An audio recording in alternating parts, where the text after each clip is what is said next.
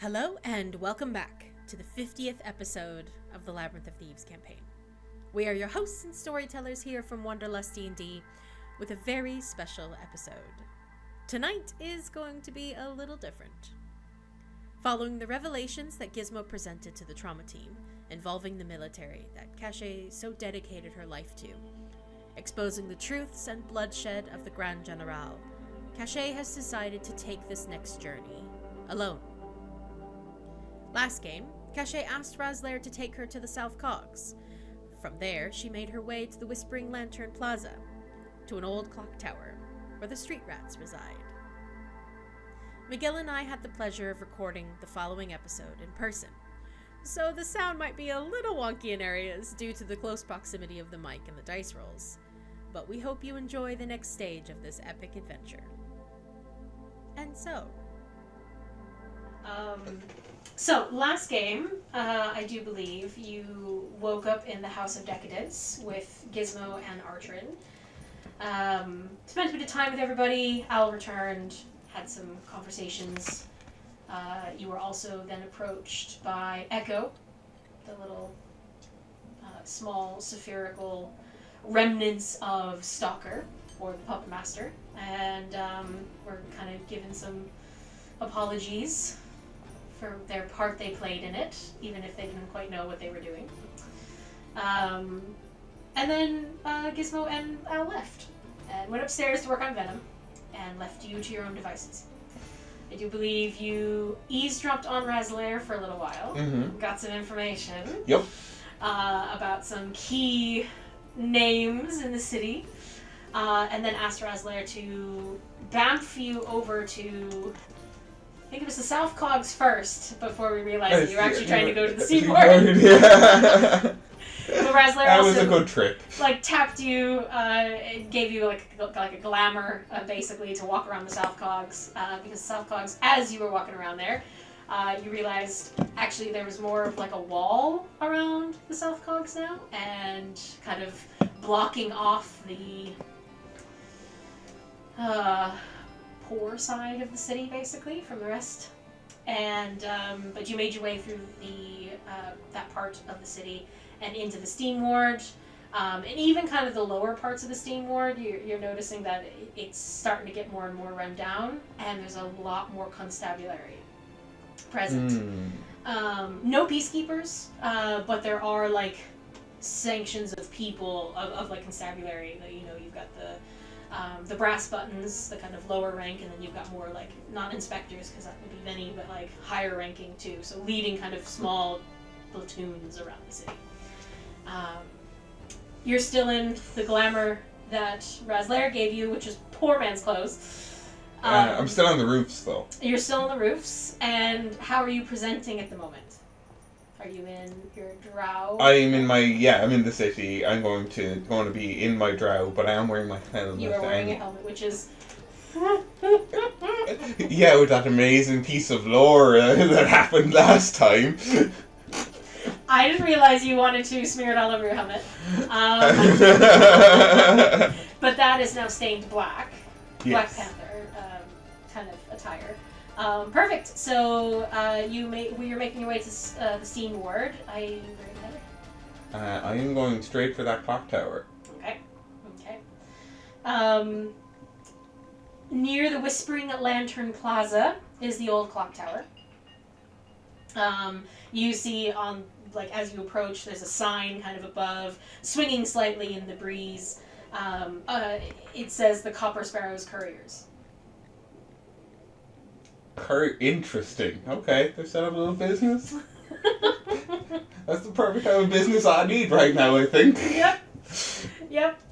Upon entering into this old clock tower, it's still undergoing renovation. So as you come in, there's like, a wall to the left-hand side or right-hand side that's like currently covered in kind of plastic to kind of keep it like out of view. But you can hear the sounds of, renovations being done, walls being set, builders hard at work.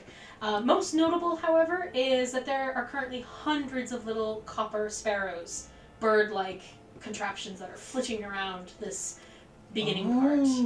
So like little they've bird. done a lot. Yes. They've done a lot. They are very industrious. I am here for them.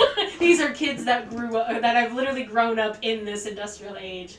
That is slick. So there's loads of them zipping around. Some of them buzz your head as you come in. One or two land on your shoulders, and you get a sense, just really, really quick as well. While not as detailed and refined as the clockwork spider, that you found on the Silver Countess that Enya used, there's some serious ingenuity to these things. But there is a girl, kind of an older teen, you should say, about maybe 17, 18, behind the counter. You recognize this is actually the girl that Gizmo and Al helped fix her mechanical leg. Yes. And she kind of, looks up at you, doesn't quite recognize you for a moment, kind of stares at you for a little bit. There's other patrons as well in the space, but she just says, welcome to the Copper Sparrow Couriers. Safe and secure packages delivered, guaranteed. She kind of gives you a smile. I still had the helmet on at this point. Yeah. You're still dressed like a poor person. I'm sorry, that's terrible, but like you're in tattered rags, like yeah. I mean, she said nothing. Yep.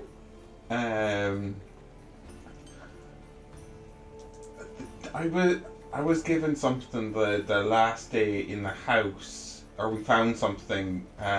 Did we kind of with a letter, and there wasn't there a little sparrow or something? Yes, I think there was a little copper sparrow, so it's very similar to what this, but it wasn't moving. It was like stationary. Yes.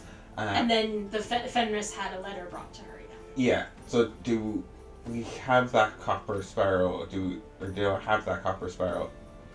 Yeah. I'd say so. Yeah, in that case, I will kind of flash it, because I don't want to, just in case anyone sees me, anyone recognizes me. Yeah. I don't want none of that at the moment. I'm being looked for. There is a trap at my home. yes, I'm happy to hear you say this. So you kind of show the copper sparrow, and she kind of looks at you and goes, "Yes, were you looking for a package, or were you looking to send something?" I'm looking for... It's Caché. Can I go back? Wait, what? You look very different. I know, for a reason. And she kind of looks around for a moment, and then kind of clocks a few people in the room, and then yes, I'll show you the lavatory. Come with me. And kind of leads you towards the back again. Like she kind of parts these like kind of not curtains, but like kind of the builder's plastic that's so to keep the dust out. She kind of parts that and brings you towards the back. And she kind of shoos one of the other children out to man the counter. And you see behind this, there are just hundreds upon hundreds of packages, all in a very efficient, satisfactory way, being, processed, given to whatever kind of creature that needs to take it, and it flies out one of the open windows. It is a beautiful setup. You haven't seen the kids for about 2.5 weeks, I'd say. 2.5, 3 weeks. That's insanity. No one could set up a business at this speed. In a way, though, as you come around the back, or around this kind of area, you see off to the side, like on the left-hand side, you see the little gecko folk, Hart, who was kind of this brainiac child prodigy. They were all trying to get into the Institute. And you just see them currently working away. They have a full outfit like Al usually wears when he's in his little inventor mode, and he is creating the coolest things. You see a clockwork cat, you see a clockwork dog, you see just tons of different creatures that this little inventor is making, all in this little room. Doesn't even look at you. Yeah. It's just working away. I'm gonna slowly take off the helmet, and I'm gonna sneak up behind Hart and just look over the shoulder, and just when I'm really, really, really close, just back. That's really nice. Gasps, clockwork and metal goes everywhere, turns around, and gives you a big, big hug.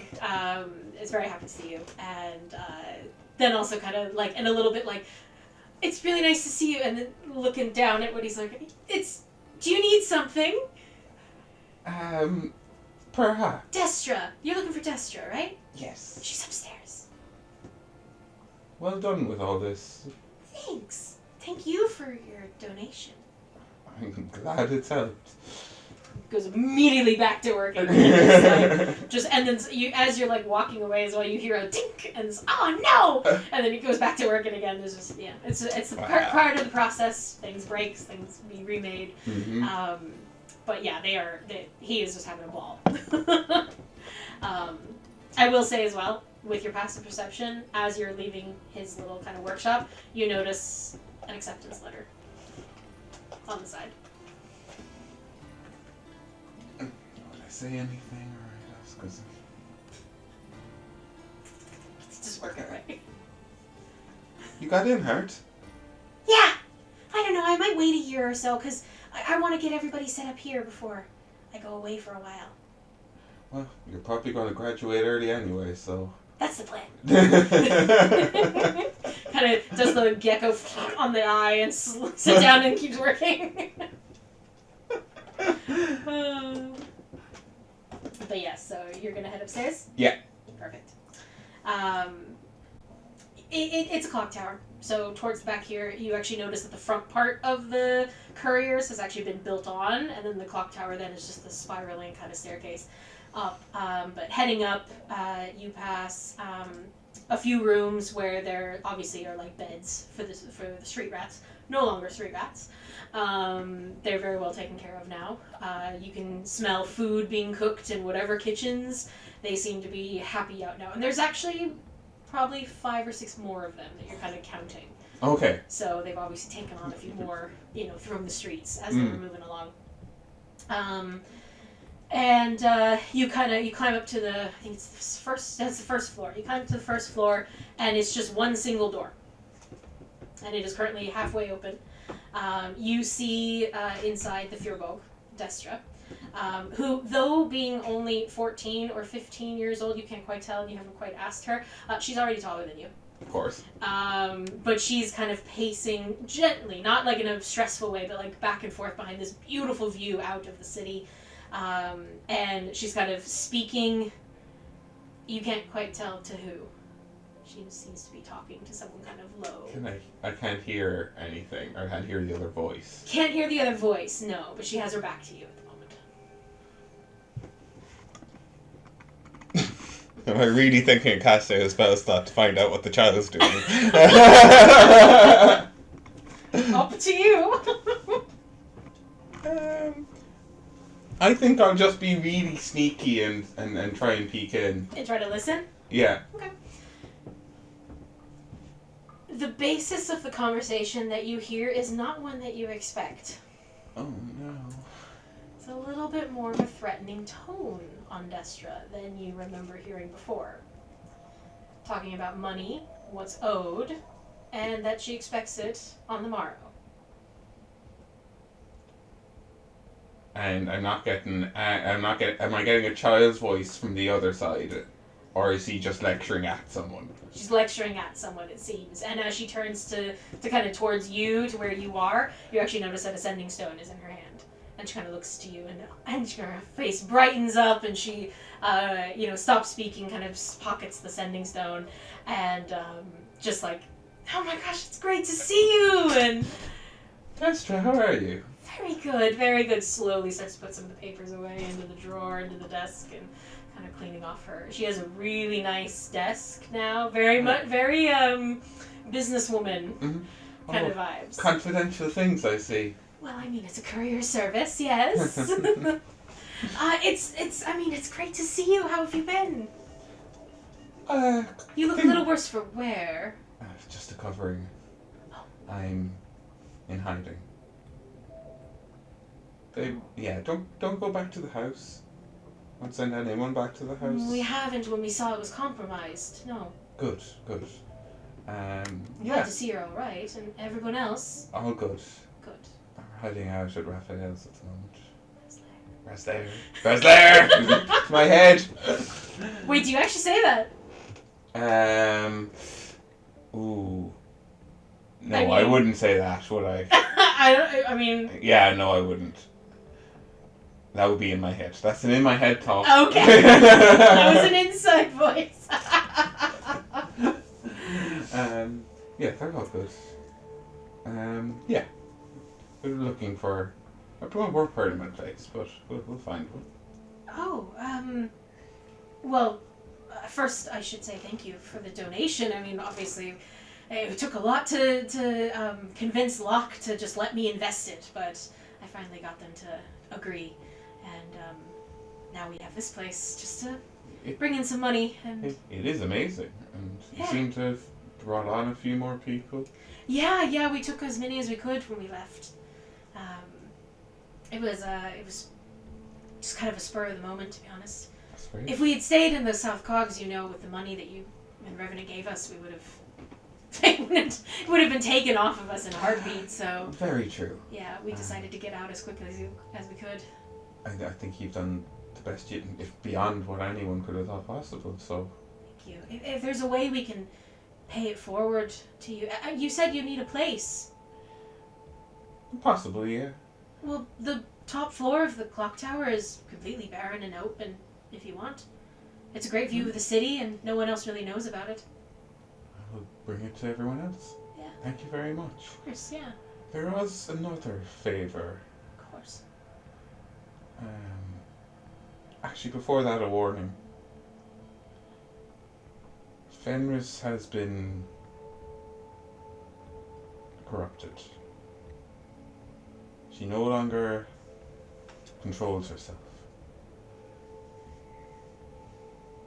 I see. Just please be careful, and probably don't engage with her if you see her.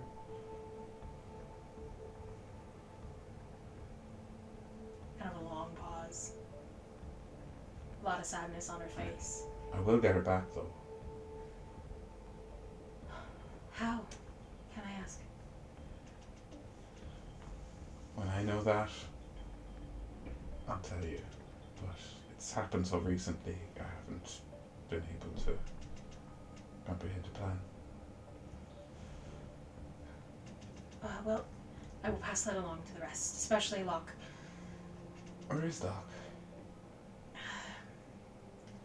Well, as much as the rest of us have all enjoyed this transition, Locke seems to be struggling with it.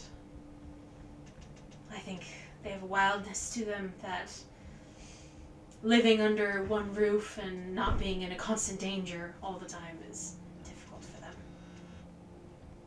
So they've gone back to the South Coast? No, they come and go. As they want, where they want, whenever they want. It's at that point you hear, I come and go whenever I please. And they jump down, Locke. Currently wearing your face. Switches back into their changeling form. That's a dangerous face to wear these days. Yeah, but I get a lot of looks. Of course you do. I'm a wanted fugitive. Oh. Destra just like maybe I should end. They immediately switch into Fenris. Armor and all. Destra's just like, oh no! About that face too. Destra's like, Locke, please, just yourself, please. And then Locke just moves back into the changeling, that opalescent skin, white brash of hair. Kind of looks at Destra like, what's going on, looks to you, and then there's kind of this quiet understanding, not obviously of what Fenris, but just that something isn't quite right. And they kind of, their childishness and playfulness kind of disappears and goes, what's going on? Well, I know fugitive, the house is compromised, as you know.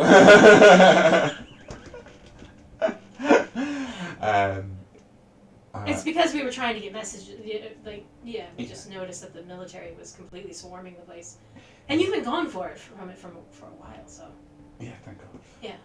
Yes, it was yeah, if we had been there at the wrong time, I don't know, I don't want to even think about what would happen to us. I'm quite brutal, but I'm nowhere near as brutal as some of the people in that military. Locke just... There's a strange look on the changeling's face as you say that. Interesting. No. Think about it. I mean, the last time you guys were all together, you were hard up on the military. Oh yeah, I'm an anarchist now. now. And they're definitely kind of clocking that a bit more. And well, if you ever want to share, we have the new shadow broker here. Destra I'm not. No. Shadow broker? Information broker. I mean, to be honest, couriers it's great. You get all of the secrets and all the letters and packages and who's sending flowers to who. And Destra's just like, I'm not the shadow broker. You might as well be. And just. Well, that skill is exactly kind of what I need at the moment. I don't quite know what I'm doing. She knows exactly what she's doing. Oh, I'm well aware. Looking directly at the little fur robe. She's like avoiding your eyes. She picks at her nails. It's kind of just. I give her full military sergeant stare. Just be like, you can't avoid this. This is coming for you. It kind of fell into my lap. There was a need, apparently. You fulfilled many needs with this business, I see. Yes, I mean, Hart is doing well. The children all have their own coin now. They can go into the city, buy what they need. We have a safe place. And because of Locke, we don't have any people coming and knocking at our doors for trying to understand who bought this place. Locke becomes this, like, elderly kind of woman. And it's like, yes, I bought this establishment. And Destra's just like... You really do have it all figured out. Well, for now.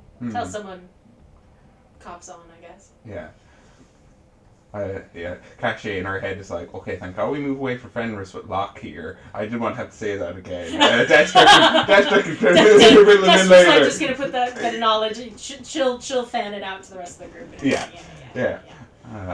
But in terms of your brokerage, I have come to a realization recently that the army, the constabulary, the abashilarium, they don't want what's best for the people. They don't want what's best for any of us. Otherwise these games wouldn't be played. So perhaps the people should play their own games, protect themselves. Destra kind of rubs her hands together. It's a noble cause, Caché. What do you have in mind? I need to get anyone who has been downtrodden and pushed from the constabulary, the military, any form of power in the city that's pushing them down. I've seen the South Cogs just walk through it, what they've done. So we need to get them into one place, let me talk to them, and we can set up a network of protection. Whether that is to get people out of places where things might happen or to defend it, if need be. From any of the sides.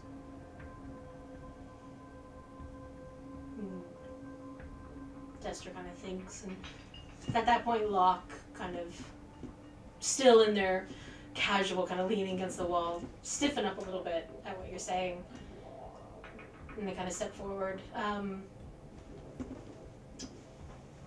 Caché, what's the problem with Avashilarium? What do you know that we don't? I know that they would destroy this city to win. That's not true.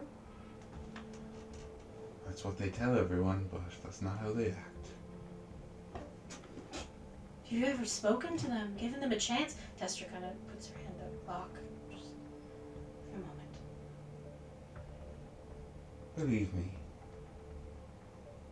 I have spoken to a number of people in the Abashal area. And if their plans come to fruition, I don't think there'll be much of a city left.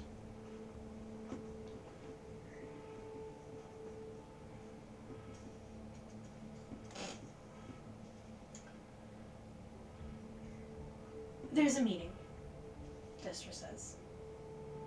Tonight. It's kind of along the lines, I think, of what you're trying to get across, but it might be a good place to start. To get people interested in what you're trying to do. What is this meeting? Downtrodden folk. People who have been ostracized, those who have been dealt a bad hand by the constabulary, the military, angry people of this city. It's kept on the down low. This is probably our second meeting, I think. Seems I'm not as creative as I thought. You are coming with a plan, it seems, an idea of how to potentially, bring the power back to the people. They just get together and Locke is like, bitch. Just was like, it's a lot of talking, and the thing is though, is that I will not go. Locke usually goes to these things. I have to remain here. I want to keep an eye on everyone, as well as if information comes, I want to be the one who receives it. Fair enough. But Locke can definitely take you tonight if you want. I think it might be a good place to start. Even if you can't sway everyone, you might be able to sway a few. Yeah. Or at least hear them. Caché, you've been so wrapped up with the military for so long. Have you spoken to many people other than us, of course? No, I haven't. Might be a good place to start. And I should go. Locke's like, babysitting again. It's me. You're not babysitting anyone. Kind of gives you on the arm, walks away. I've been in wars longer than he's been alive. Has a permanent, She's grown up quite a lot in these last few weeks, but you always saw this side of her, this kind of, she was always, Destra was very organized. Yeah. But just didn't have the resources.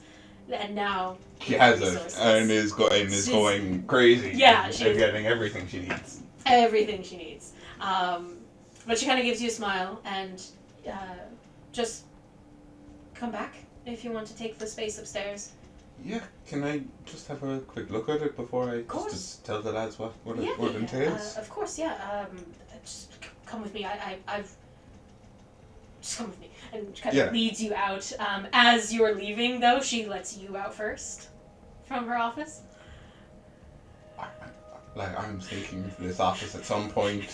I'm finding out what this 15-year-old girl is doing because this seems dodge. Well, as you go to leave and as she's following behind you, a little sparrow and lands on her desk as she closes the door. Oh, interesting. And because of your magical inclination, and you know that Destra is a sorcerer herself, you see a go up above the door, around the door, kind of a wall, like not a wall, but like a ward of some kind. And she kind of after you. It's upstairs. Yeah, I keep going up. I'm continuing, but I'm. She's thinking this entire time. She the Caché in her head is literally going, how could I get Terry in there and just sit there and watch? Oh, alright, it's up to you. Yeah. This is what happens when brilliant children finally get the resources they need. Yeah, just I didn't expect like that level of like that's like I've been hurt so many times that I can't allow anyone to see anything anymore. It draws real curiosity out of me. I mean, you do know some of the stories of these poor children. Yes. Yeah, for sure, yeah. But yeah, she leads you upstairs. Locke is downstairs. You hear them cackling kind of downstairs with some of the kids. Just kind of checking on. There's very much a Destra's the matron kind of the monarch of the place, but Locke still has a lot of respect. And you actually, I should have said this before, sorry, when Locke first appeared and then took their regular form, they have a lot better armor on.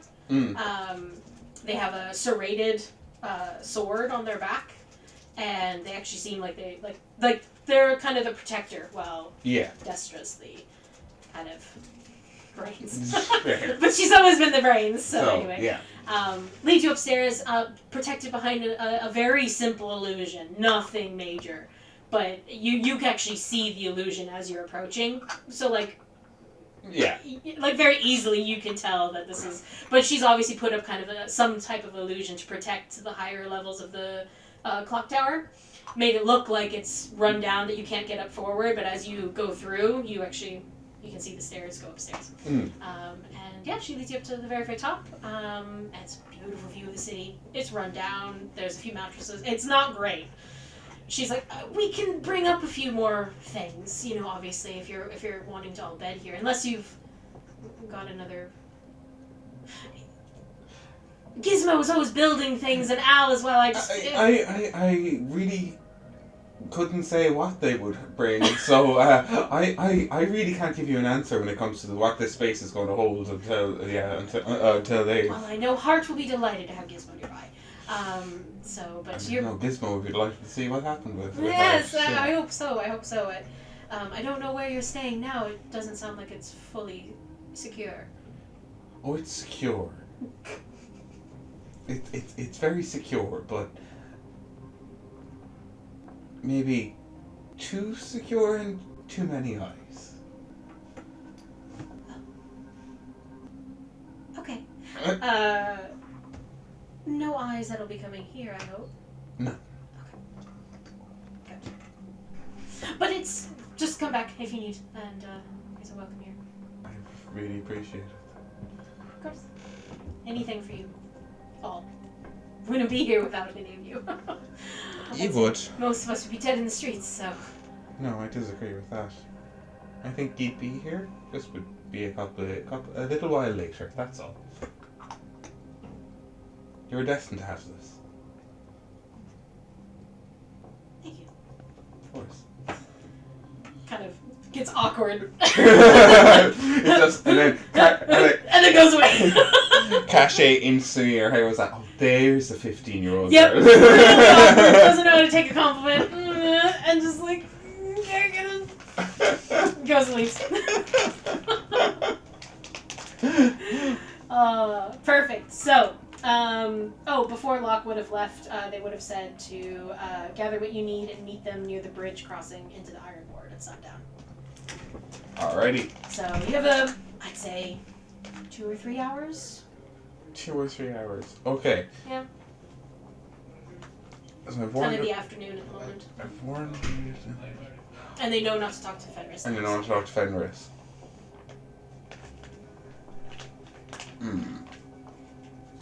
I think...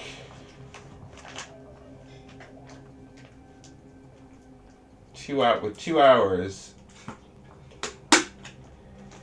Caché... It's not going to sound good on the recording. Sorry, everybody. Caché is... And you're probably going to be like, what the fuck are you doing? Oh, God. Oh, God. But Caché is going to go towards her house. She's not going to go fully near her house, but she wants to check the vibe in the local area. She will, when she gets close, throw up a disguised self. Not that kind of throw up, but... Okay, so you're going to throw up a disguise. What do you appear like? I will...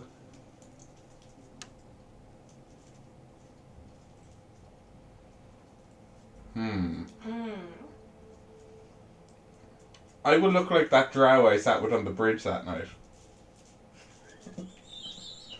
What a callback. I know, yeah. Tarok? Yeah, I think Tarok. Tarok, yeah. You shared a lovely little kiss on the bridge. Yeah. Okay. Yeah, so you appear like him. Mm-hmm. Easily done. Yep. Head over.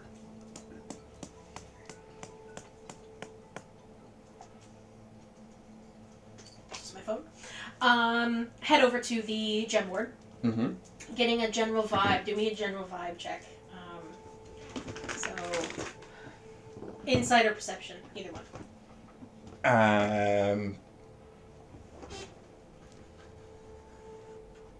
Well, insight's +9 and perception.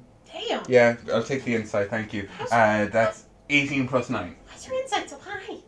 I'm a bard. Oh, right. No. Did you take the alert feed? Oh no. I Not literally, alert, sorry, not alert. just have whatchamacallit on them all. Do you know, I Oh, precision G the plus. half. Yeah. So what was the total, sorry? 18, so 18 plus 9 is... Numbers, high, cool. Yeah, high number. I This just is what happens realised... when there's only two of us. Yeah, and both incredibly bad at maths. Totally bad at math. Okay, so over at the gem ward, being that it's kind of getting close to sundown, the what is it called?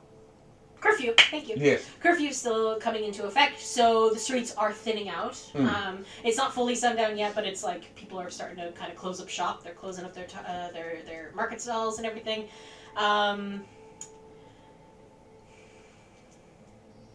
General vibe is coming across a little worried, nervous, anxious in the streets. People are kind of looking at each other and watching each other, and if anybody's acting a bit weird or strange, there's, kind of whispers behind their hands. There's definitely a sense of nobody knows who to trust. Okay. Anyone could be kind of an enemy. Now, it's not to the extreme that you think people are going to start fighting or anything. Yeah, but everyone's watching everyone. Everyone's... What's that? Okay. Okay. So it's kind of, you remember, just 2 days ago or so, Captain Melody, was in the streets yelling at people to turn on their neighbors. That's very true, yeah. To turn people in, and anybody acting suspicious or antisocial or any of those kinds of things should be brought to the military or brought to the constabulary. So there's definitely that word, maybe hers or others, have been spreading throughout. This is definitely reminiscent of wartime, when people didn't know if, people were... Yeah, and in that reminiscence of wartime, does that mean that I'm looking at a rake of military and constabulary on the streets? Yeah. And in the gem ward, peacekeepers. Of course. Yeah. Put the budget there, won't you guys? Yep. And as you're walking, so I'm assuming you're kind of walking the up and down. There's an upper gem ward and then there's the lower gem ward. Absolutely, and I'm going to be kind of like, I kind of would assume by now I know the range of a peacekeepers in terms of their vibe check. So I'm going to just kind of round those kind of, Definitely, you can easily. I'd even say with that insight check, or the insight check you did, you can kind of you know the streets well as well. You kind of know what streets peacekeepers can actually fit on, so you can kind of guesstimate. When you see them walking one way, you can be like, okay, they can either take one or two paths. They're not going to be going down the small alleys. Yeah. But as you move towards kind of the upper part of the gem ward, you pass the casino. Sorry, you do. Up towards, kind of up and around the top part of the city, there's the Institute. And then on to your left-hand side, there is the Green Spires, which is, as the very, high-end part of the city. It's always been surrounded by a wall, and there's 3 different gates that go into the Green Spires. Each one of those gates has at least 3 peacekeepers. They're not playing. Yeah. Okay. And I'm assuming you give wide berth of the military. I'm giving a wide berth of the military for sure. Does it seem like? Is there any increase or decrease in the military and constabulary presence, or at least in what is visible as I get walking closer towards my house, kind of away from the more. Or because basically what I'm trying to see, are they just hiding there? You know, I'm like, oh, there's nothing here. You know, that kind of way. Is that their ploy? Yeah, there's definitely a thinning out bit of people. Yeah. As soon as I start seeing that thinning, I'm like, I know exactly what that is. Yeah. And that's when I avoid and go, okay, they really have this set up tight. Yeah. Because like, if I can see them, I can avoid them. And you don't see many in that area. Oh yeah, then that's when I turn around. It was a good idea until I saw that point. You know, in Caché's head. Yeah. So then looping kind of down further past the gardens, down towards the lower part of the gem ward where like the West Repair Yard is and everything. This is where it gets quiet as well, but you do still see the kind of platoons, the constabulary. It's mostly constabulary, but roll me another insight check.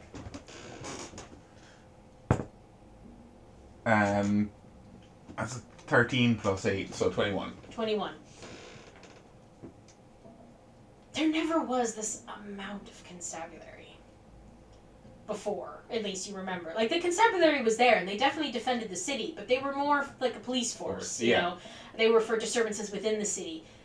There's a lot of them. They're almost an army now, all. Or are they all constabulary? It's hard to tell. Oh, that's another. I mean, okay, what I'm looking for in the constabulary, because as more of a police force, yes, there's going to be a less stringent, you know, hierarchy of command in terms of like how you address people and things like that. I'm seeing like, you know, the only way I can describe it, people who have soldier walks, people who have stiff backs, people wearing a boot they shouldn't be wearing. These kind of, you know what I mean? Oh wait, that's not a constabulary boot, that's a military boot. That's, okay. You know, that kind of way. I'd say, yeah. Okay, so with that roll that you did, I'd say what you pick up on is almost, how do I say this? Because retired isn't the right word. But it's like, it's clearly people who used to be military. Wrapping up all the veterans. Yeah. It's hard to say. When we think of veteran, though, we think of someone who's older. Obviously, this is a world full of races that don't age. Yeah. So it's hard, you know, that's what I mean. Like, it's hard to say veterans. But yeah. It's like kind of people who obviously have military backgrounds, but who maybe haven't had to fight for about 5 years. So, yeah. A lot of people that would have been in the war and now have just kind of retired to their farm and stuff like that. Yeah. And I will say, because such high rolls that you've gotten for the insight, one nice little tidbit that you're going to get is not all of them have brass buttons. They seem to have a different type of uniform. A newer type of uniform. What is the distinguishing feature of that new uniform? That there is no insignia. That's a secret police if I ever did see one. They've literally, oh no, we're becoming a fascist regime. Anarchy! With that kind of boiling in your stomach, yeah. You realize that, you probably have to go meet Locke now, because that was quite a bit of a walk in there. Yeah, Caché is fuming. Yeah. She is fuming. Her beautiful city is now being, because like this isn't even militarizing a place. She can understand the need for militarizing a place. This is controlling a place.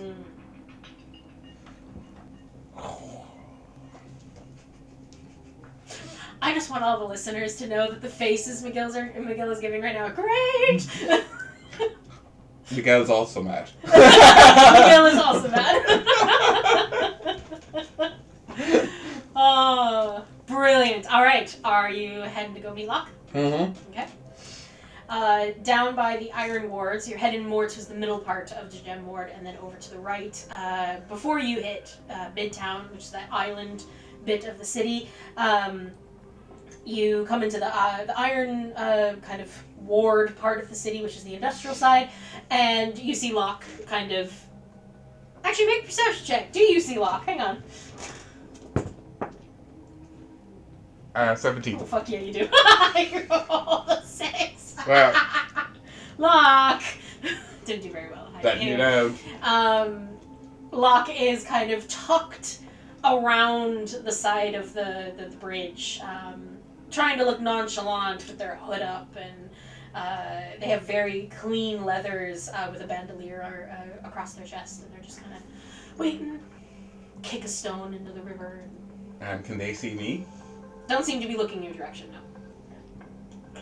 Super sneak. Super sneak. With advantage? A sneak check? It's starting to get dark, right? Oh, yeah. I have Oh, some yeah. shadows. Oh, yes. Oh, your advantage. Shadowbringer. A 2 and an 18 in 2 those. and an 18, there you go. Plus my stealth, which is plus 12. So. I mean, Locke has no idea you're there. Actually, I'll say, because if you're really trying to sneak up on them, they're humming a little bit. Do I recognize the song?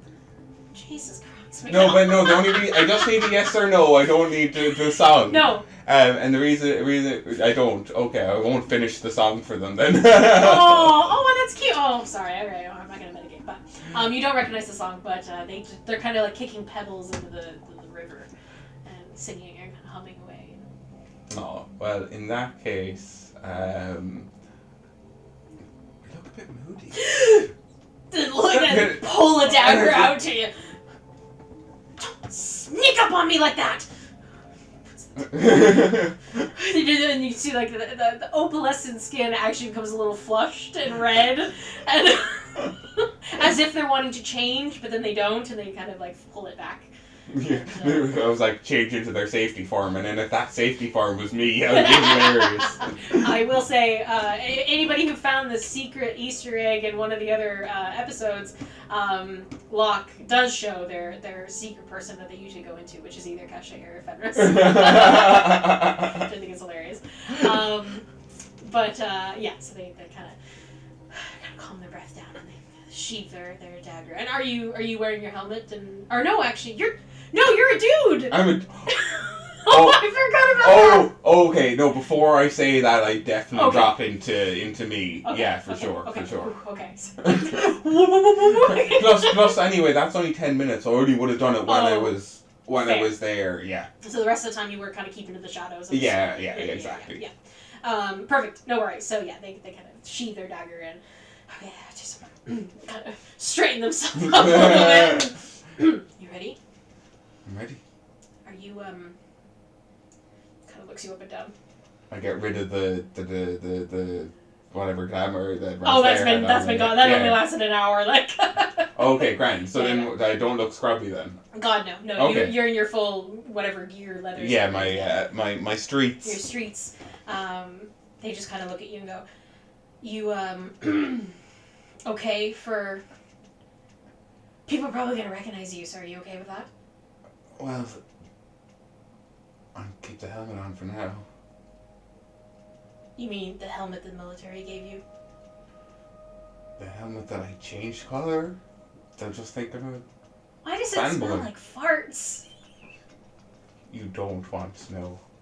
You really do not want to know. Doesn't sulfur smell like... Oh, it's rotten eggs. Yeah. Sorry, I messed up. I meant rotten eggs. I guess rotten eggs kind of smell like farts. Yeah, so, that's true, yeah. I'm going with it. Mm-hmm.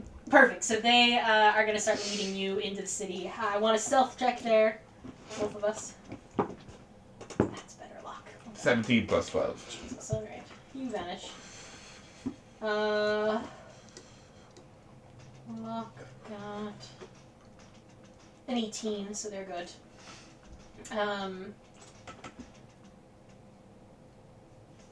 Yeah, so they're good. Okay. So they bring you to a place called the Metal Mills, which you do recognize as a relic of industry. It is a towering testament to Minera's industrial age, a sprawling complex of iron and stone, scarred by time in the war, yet it is still grinding forward like the heart of the city of the working class. It is an incredible building. You know this has been here before you even came to Minera, the first place. Outside, the metal mills looms large, soot-streaked walls lined with pipes and that coil like mechanical veins, leaking steam into the cool night air. Locke brings you around the back of the mills, past the reinforced section that was used during the war, actually, as a kind of bunker, to survive bombings and things like that were going on. It is the older part of the mill. And it is crumbling slightly, but it's like, those places that people don't want to touch because it's like a relic? Yeah. So that's kind of what it's being protected as, basically. So if it starts to kind of rumble and shake, it's just part of the living. Part of the living, exactly. So Locke kind of brings you to the back. You hear a kind of a rap 3 times on the door, kind of a unique intervals. Nothing happens. They kind of do it again. Look a bit nervous. Anything going to happen? Maybe we just try the door. He's looking. They look just a little nervous, like, oh. Maybe I'm not getting in here. Oh no, I want to be a cool kid. And they grab the handle, push it, and the door just opens. And they're like, oh. Are we going in? There's usually someone here, but that's a bit strange. It should be fine. It should be fine. Should we? They're gone. They've started walking in. I follow. Okay. Is it dark? It is dark, yeah, in sections. Mainly the sections that aren't being used. Okay. But inside, the air is thick, with a kind of constant sound of a drone machine just throughout the whole place. Large metal presses, furnaces, smelters churn even throughout the night. You can actually see there are still a few people working in certain areas of the mill, but the mill is so large that it's like distant light flickering, and you can kind of see shadows moving of people working. Like they kind of keep the minimum amount of the mill still going throughout the night on like night shifts, and then during the day would be obviously everyone. But there seems to be kind of oil lighting kind of flickering throughout the place. We have our stealth checks, so we're good. You pass conveyor belts carrying molten metal and various stages of refinement. Locke leads you back towards the kind of far end where a old rickety ass looking elevator is. Like one of those where you press the thing and you kind of down. Like it does not look like it should have multiple people on it, but they bring you on. They kind of shoo you on. Close the big gate, and then you descend deeper into the mill. Interesting. No way in, no way out. Yep. Okay. So, I have to get a map. It's a map. It's a map. It's a map. So, it's a map. We'll it's just a map. take a moment, everyone. I hope that's not copyrighted. Oh. Breaking the place. This is going to take me a few moments because... Oh, okay. This gives you an idea of kind of what your setup looks like. So. Alright. Okay. Whoa. Breakage it. Yep, so the elevator leads you deeper into the metal mills, into a very small chamber first, I should say. Locke kind of cranes their neck to see around and then kind of just says, okay, so, you're not gonna start anything, right? Depends what you mean by start. Because I have a friend here I want you to meet, but I need you to be normal. What does that even mean? Don't punch them. Or trap them like you tried to do me when you first met me. That was a different circumstance. Well, you might have the same reaction. Give me a perception check. Oh no! A perception. Yep. No, it's a natural one. Ah, you don't see this. Yeah. So they kind of just count on you.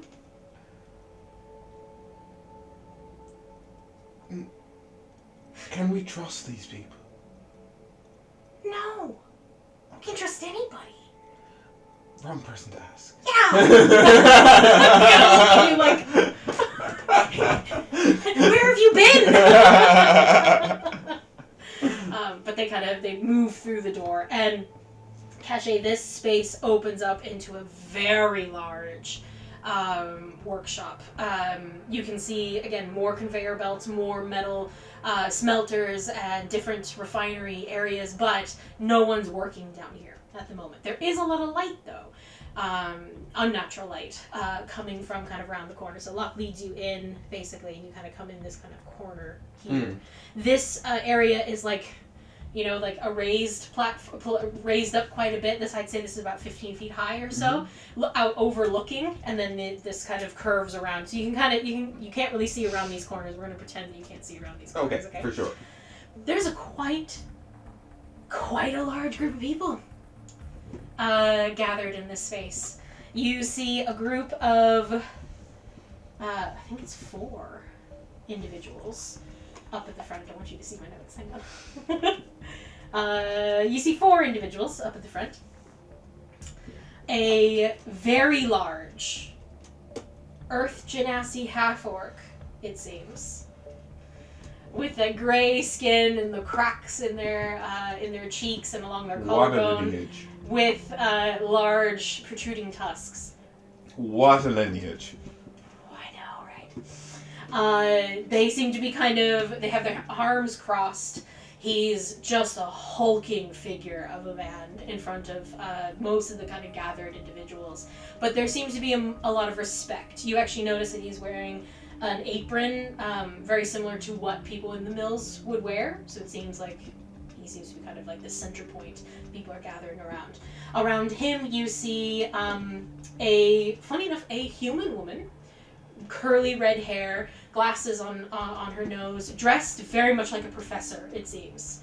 And she's just kind of sitting in the back. She has got a long, kind of like cigarette in one hand. With the holders, yeah. Exactly. And so she's kind of sitting back, kind of taking in the crowd. Beside her then is a halfling woman, kind of frizzy red hair, kind of this lovely sallow, darker skin. And she doesn't, when you kind of like look at her clothing, she looks almost like a merchant. And then one of the other ones that you see appears to be a half-elf man, kind of stark white hair, big bulging muscles that you recognize military tattoos on his arms.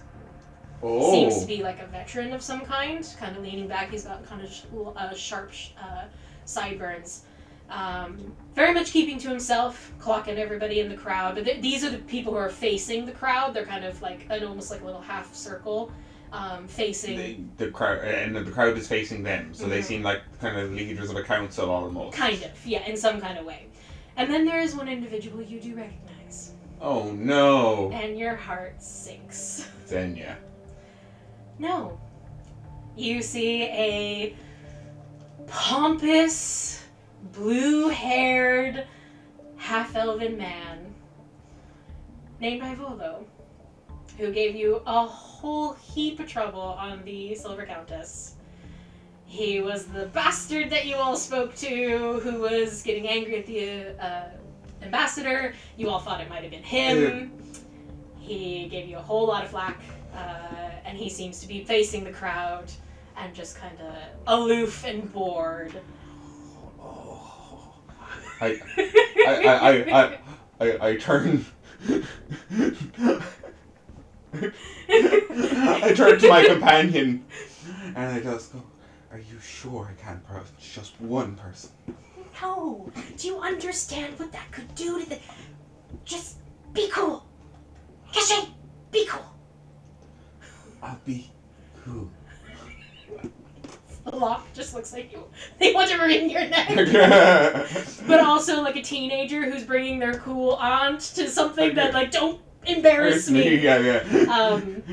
I have you on a higher level than mom. Yeah, but don't overstep. There's definitely like oh please don't, like I want to be a cool kid kind of thing. But you see that Locke's kind of scanning the crowd and actually waves kind of across to somebody, and you see another kind of, like, and Locke kind of like, before the meeting starts, do you want to meet them or? sure. Do you think it's beneficial? I think so. Just give him a chance. Okay? For you.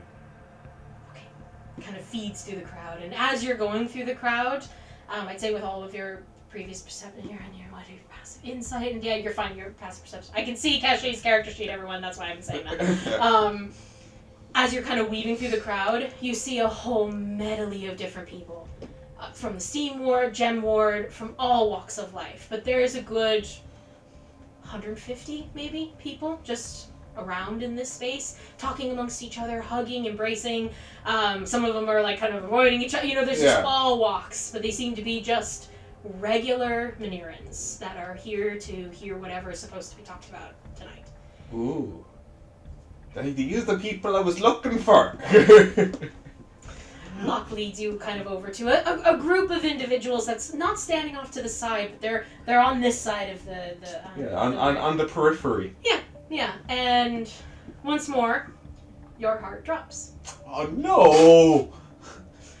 As you meet eye to eye with a very familiar air genasi that stood next to Enya in the House of Clocks.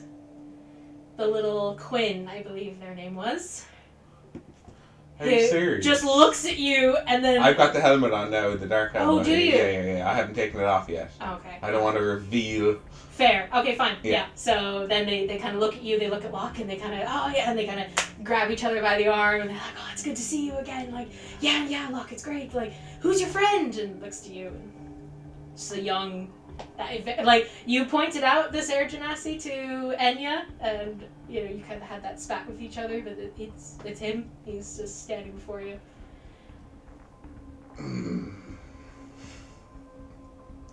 I'm Quinn, by the way. Caché will takes Quinn's hand and just nod.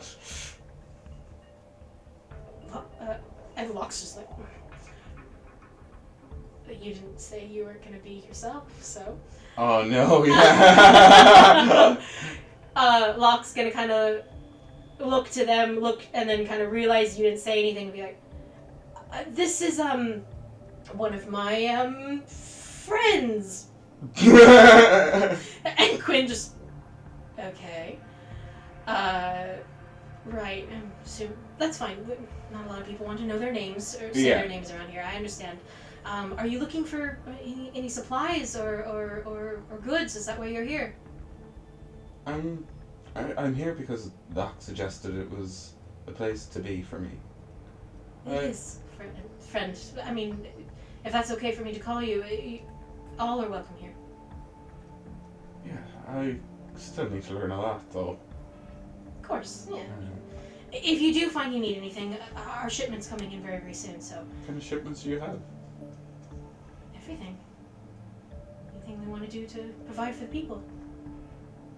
That is, perhaps I am in the right place. You can kind of see behind Quinn, very clearly a bunch of Lyrium rebels. Fully armored. Oh! How many? 1, 2, 4 at the moment. I turn to Locke and whisper in their ear and just be like, 6 people. 6 people want to punch? Or shoot. Why? Oh, they kind of just... and Quinn kind of goes, hey, so next time that you're around, Locke, I'll have to show you the cache, actually, and we'll get you sorted with bringing in some supplies to the clock tower. Locke's like, yeah, that'd be great.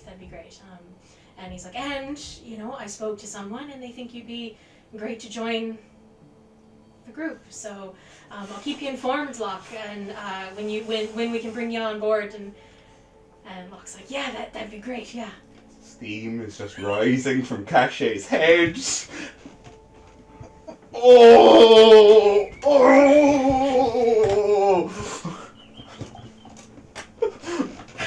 Miguel needs a moment, everyone. happening on my watch. Is it not?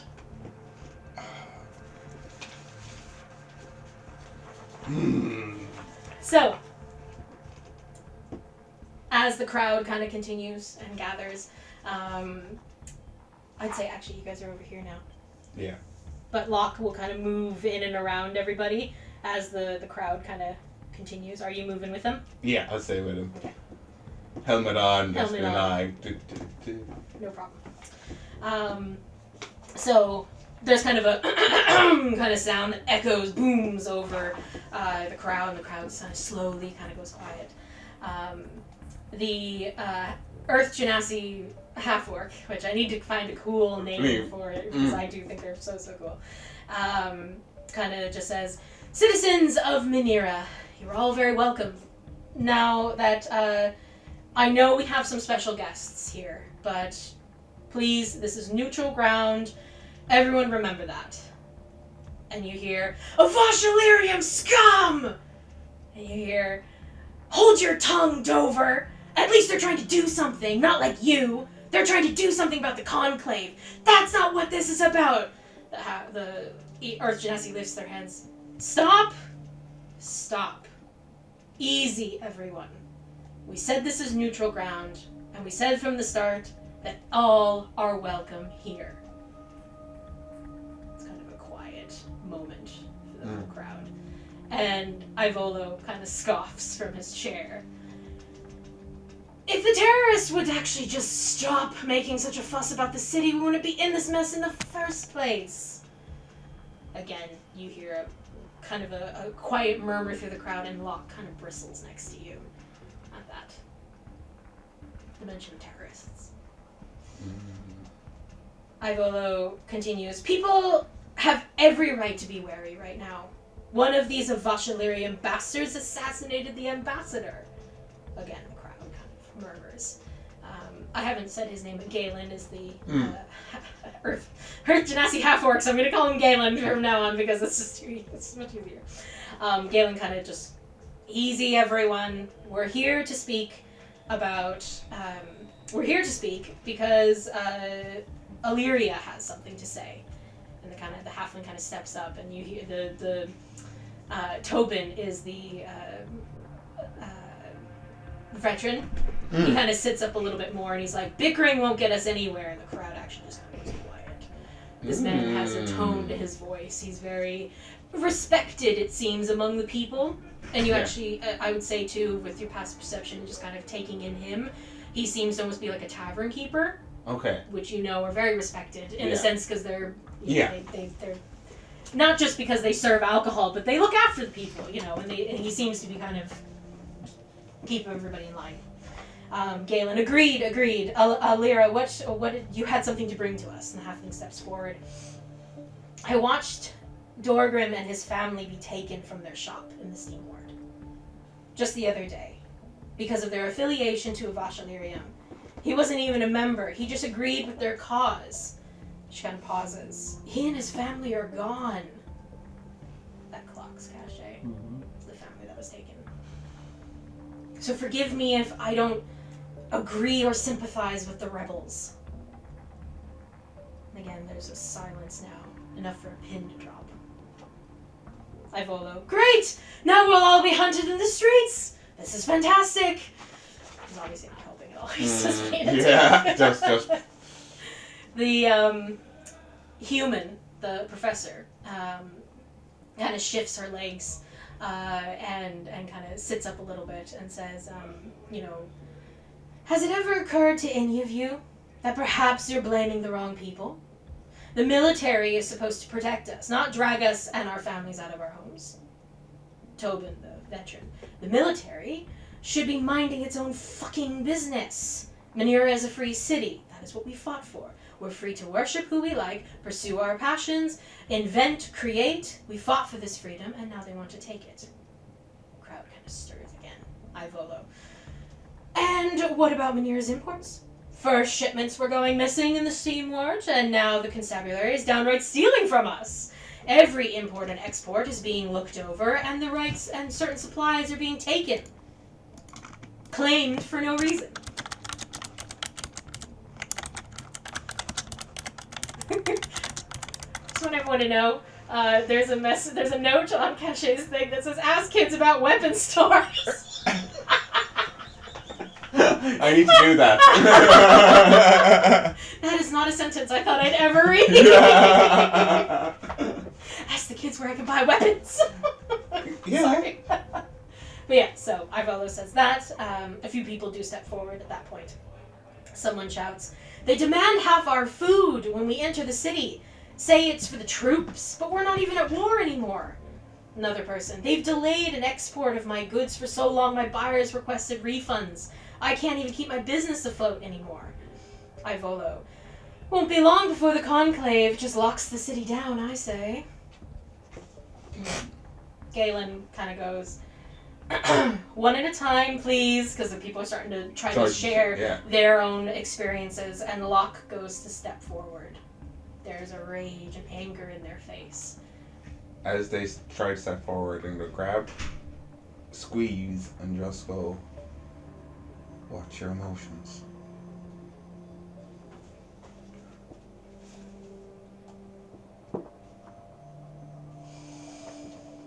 They kind of resist your kind of touch for a moment, and then you feel them relax. Take a deep breath. Step forward. If the city goes on lockdown, then it will be your own faults, not a Bachelarium's. Ivolo kind of looks to the crowd, locks eyes on you and Locke. "The adults are speaking, boy."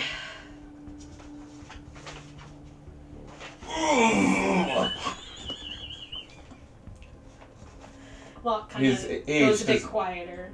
His age has nothing to do with his wisdom. He's much wiser than you.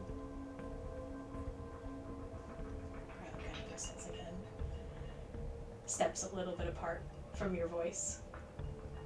Ivolo kind of looks. "Who are you?"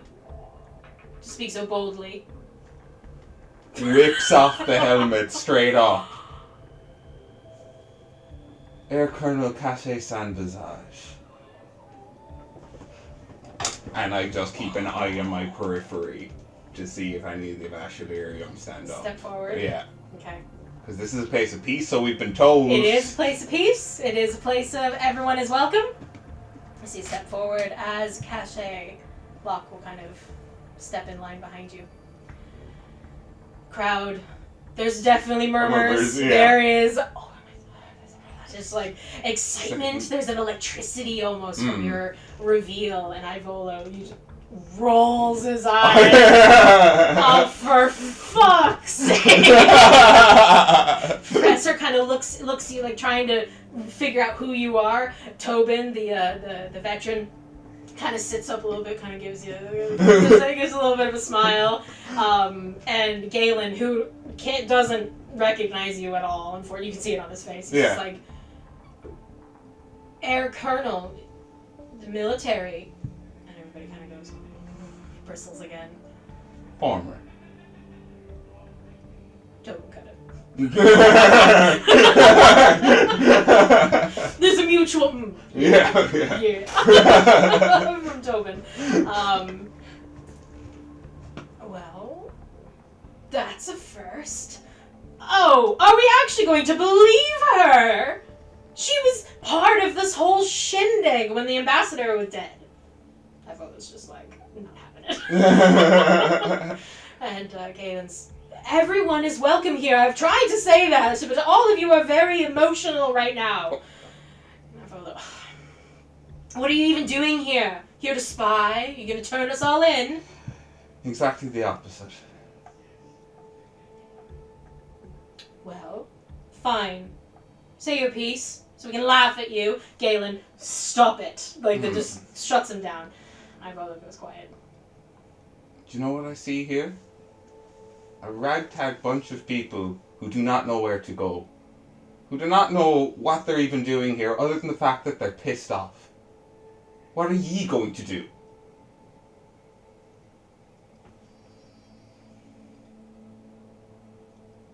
No answers? At least I have a plan. Something to at least give the people some hope. But all ye care about doing is bitching. What kind of laughs? Yeah. Kind of just but yeah, kind of agreement. Yeah. People kind of talk amongst themselves again. The ripple of voices. There's 150 people or so in here, Yeah. so Galen kind of looks to you. Well, yes, that's the whole point of why I started these meetings, as we were trying to find a solution to the grievances. But I will admit, it seems that we just go around in circles. That's because we can't agree on anything. I was just like, I disagree. I see people from every walk of life here. I even see people from the Avashilirium. All in one room. To me, that means you must have something in common, some common goal.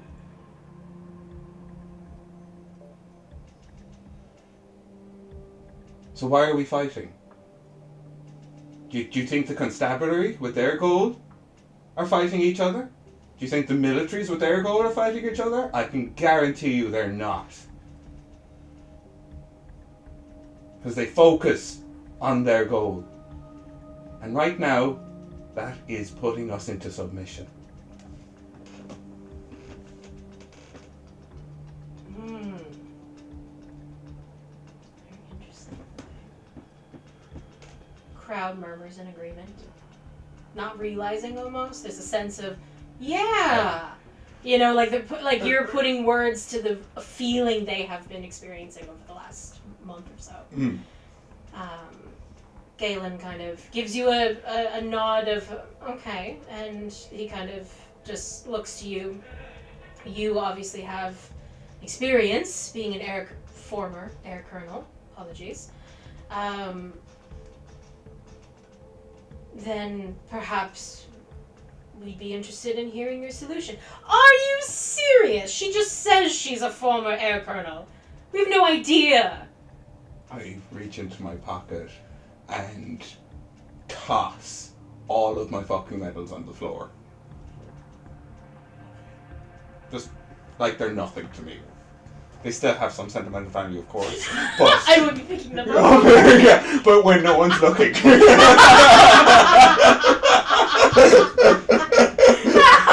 Okay, because this has been so absolutely fantastic, I want a performance check at advantage. Woo-wee! Just to give me some context on... Those were terrible rolls. But that's only a 9. Okay. You're new. People are a little wary because you did introduce yourself as former Colonel Caché Sans Visage. But they're with Locke behind you, even though they don't really know Locke, there seems to be kind of a connection there, and Galen seems to be listening to what you're saying. Tobin definitely has some, so there's a little bit of movement, but there's still a lot of wariness. That's towards everyone. They're all wary. There's a lot of fear. Yeah. So. Can I kind of get a glance back and see how the Avashilirium are reacting to me? Of course. Yeah. Of course. You take a glance back, and Avashilirium has kind of dispersed a bit, but you do hear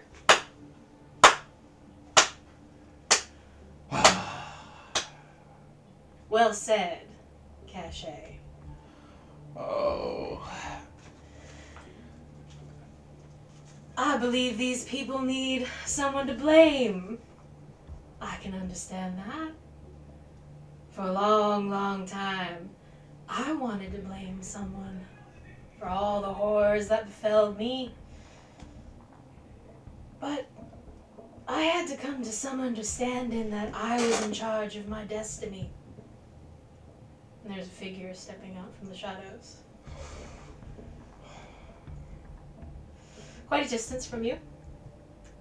He's clothed in dark, rich leathers, fitted tight with straps that wrap around one arm. The second, the clockwork arm, pulses with power and energy, not too dissimilar to the envoys. Oh, he got himself a good upgrade, I see. But there's something that former Air Colonel Caché Sans Visage said brilliantly. That we all need to band together. We are not your enemy. We are the solution. Tarlin steps out fully. Gives you a big old smile, Caché. Hello, Tarlin. It's good to see you again. I'm not sure yet. Well, perhaps this will change that. He kind of motions, just with that clockwork arm, just a few fingers. And more Vashalirium soldiers come. Soldiers, not soldiers, rebels, whatever you want to call them. Come from the shadows, carrying crates, and they kind of line them up in front of people, and you notice that there's stacks of food, vegetables, fruit, metals, refined shavings, building materials, loads of different things are brought forward. And you see the crowd actually just go, like, silent. Even Locke is, like, just stunned. But the amount of materials that are brought forward.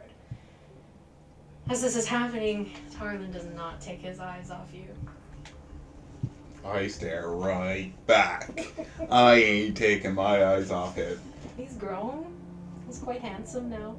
Scarred, obviously.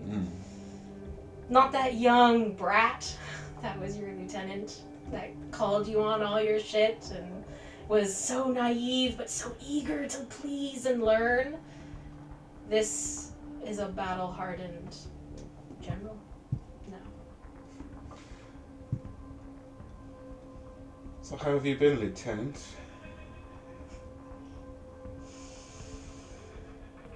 Better now that all the secrets are out in the open. All of them? I doubt it. Please, people of Minera, I bring you gifts. Vashalirium brings you gifts. We understand that living under this regime is not pleasant. I've lost his accent. Give me one moment. Ivolo speaks up. You really think we're going to accept this as a goodwill gesture? Especially when you could have been the one who's stealing this in the first place. He's looking at Tarlin. Tarlin kind of gives him a kind of sly smile. There are many ways for us to gather supplies, especially in the line of work that I'm in. Merchant master, so myself and the other generals of Vashalirium wish to provide food and materials and goods to the people. Our people. Because we are the same. Galen then says, at what cost? There's no cost. There's no bargaining, no payment. Of course, we won't be able to supply all of Minera, but you fine folk can start spreading the word. Gives him a smile.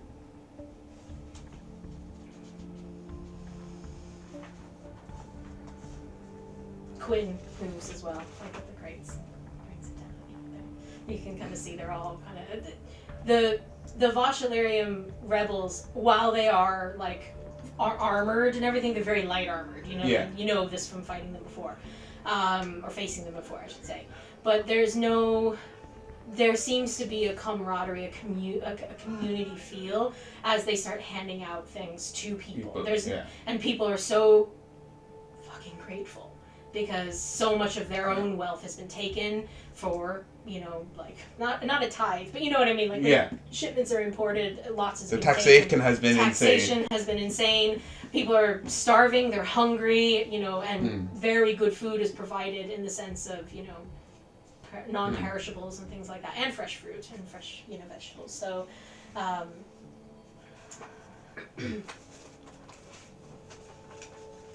Tarlin kind of, you know, some people kind of go up to Tarlin and start shaking, you know, his hand, and he just warmly just, you know, starts engaging with him. Interesting.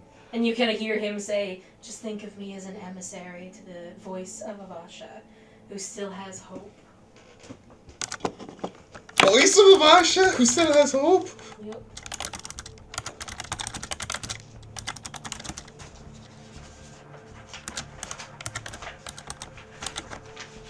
Okay. That I need to follow up on straight away. Okay. Will he let me get up to him? I'm going to walk towards him. You start to walk towards him, and a chill runs down your spine. A darkness that you are very familiar with. A pull, a warning. You feel it again, and your eyes are drawn back, up, further up, as a shadow seems to kind of whisper across your chin, pulling your gaze. There's a familiar click. The sound of being locked into place. A long-range rifle positioned to strike. High above you, what do you do? You have no idea who the target is. So you know. Okay. I will I can see I just heard the click. I can't see the gun. Go ahead and make a perception check for me.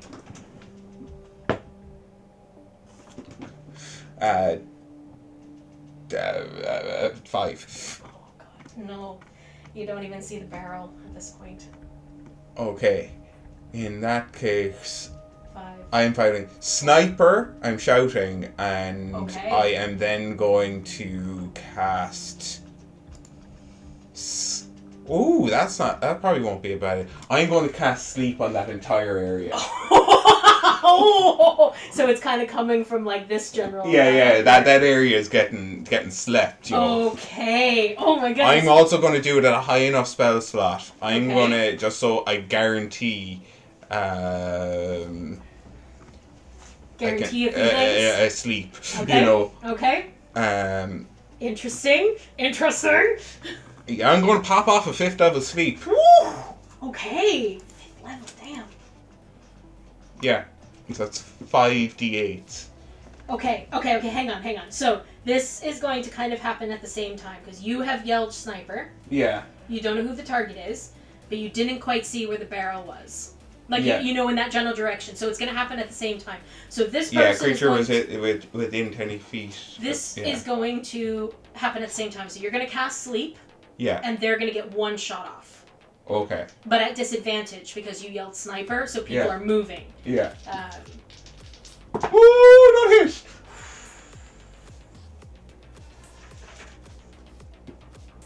I gotta get stats. Okay. I don't think that hits. I think it misses. Yes! Hang on. No. No! Just hits. No! Just hits. Oh, just hits. Okay. Yep. Alright. Okay, I need to... I do apologize, but do you have a hard surface for me to write on? More so than here. I'll just try to move this up. No, I'll just... Why did I do this to myself? I don't know.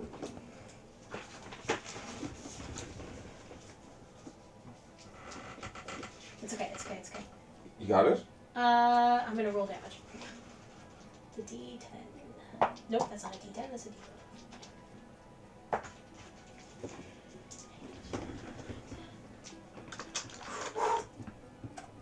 Just because he's a big beefy boy, Galen takes the hit.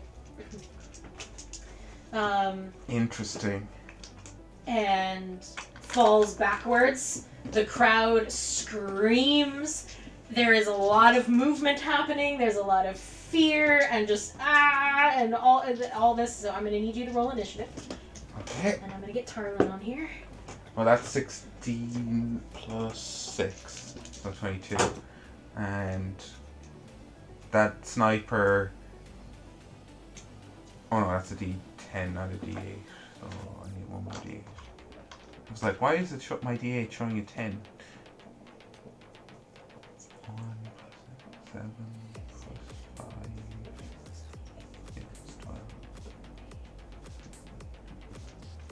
15 plus another D8.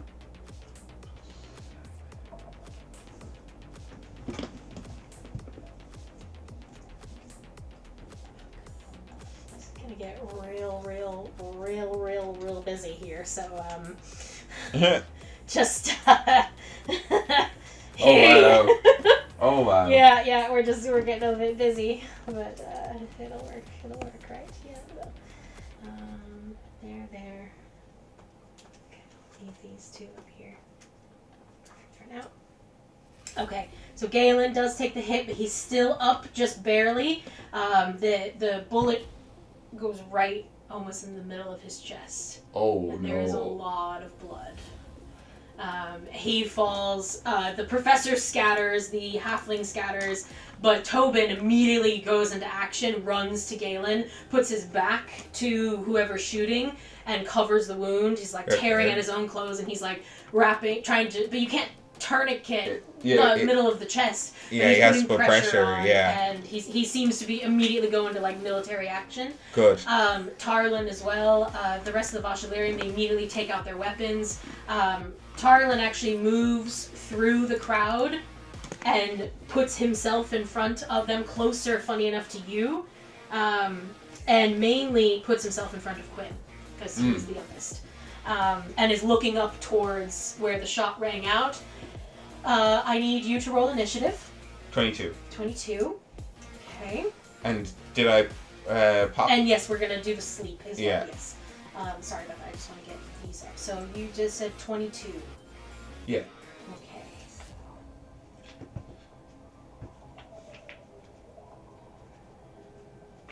So 22, so that's you, Caché.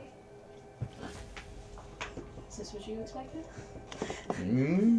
No. I thought I might actually get to my goal, but no, Tarlin's there. And now he's gonna look good. Ooh, all right. I'm. This is interesting. Okay. I know. As in, like, I still don't agree with the Avashalier, and this seems like bribe money. It's like, oh. Interesting. Yeah. And then the techno thugs. And then we have that person. That person? Stop saying that person. Then poor Locke rolled real low. And then we have just the regular people. I'll just say people. The people all as one punch. A lot of people. So perfect. That is good to know. So your sleep. Tell me what the So it's level 5 sleep. level 5 sleep. Okay. So that's 5d8. Sorry, the music's about to be really loud for a And I second. rolled that, and what did I say it was? Okay, read what's here. So that's a 1 plus 6 is 7, and 7 is 14, plus a 5 is 19. I can't remember what the last dice was, because I only had 4.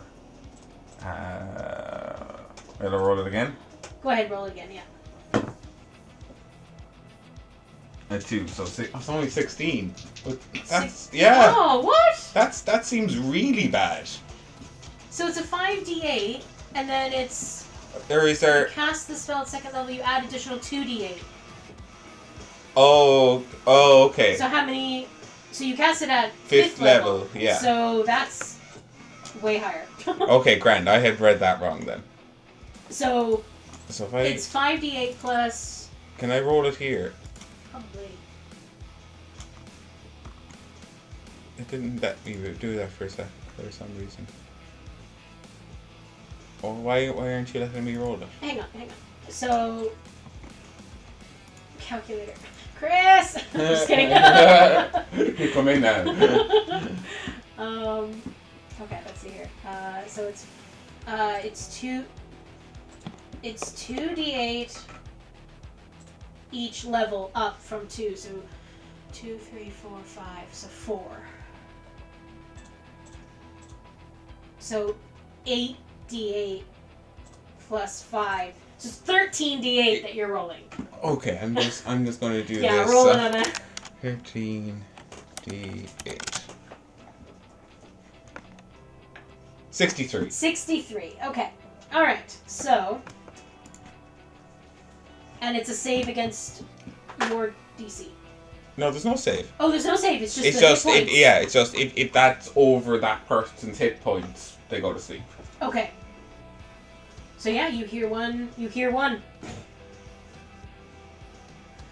Just put them upside down.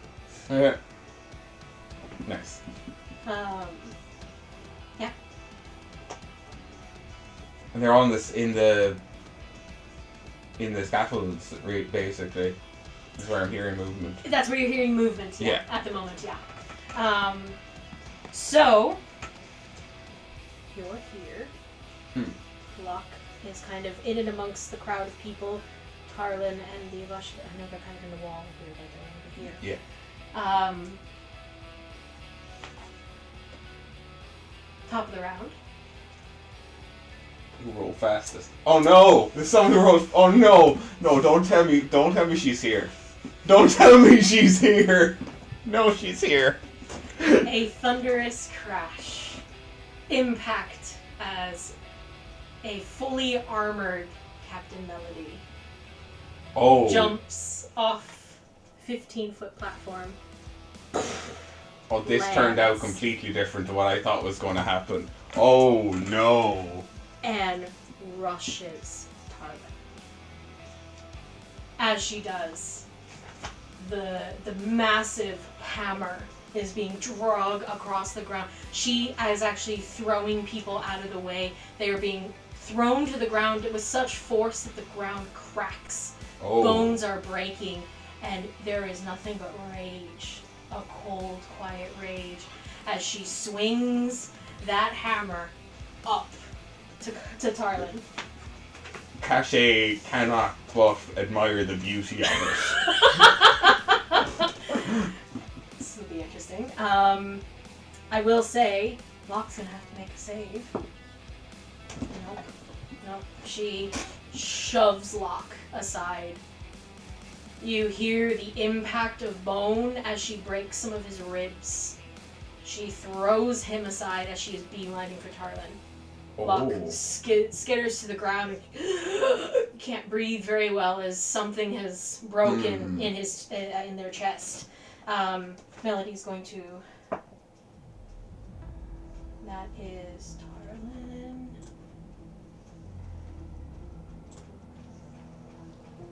Misses. Hits. Natural 20. Oh, snap. So,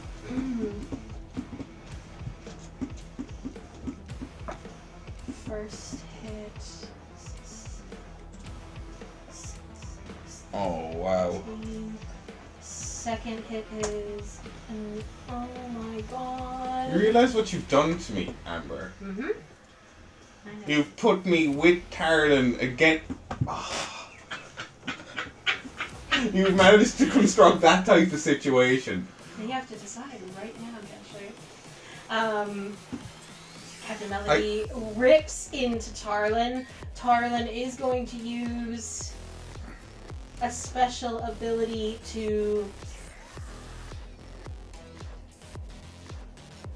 No, he won't. He'll save it. He takes the hits. He actually puts up the metal arm, and that's taking much of the impact of the hammer.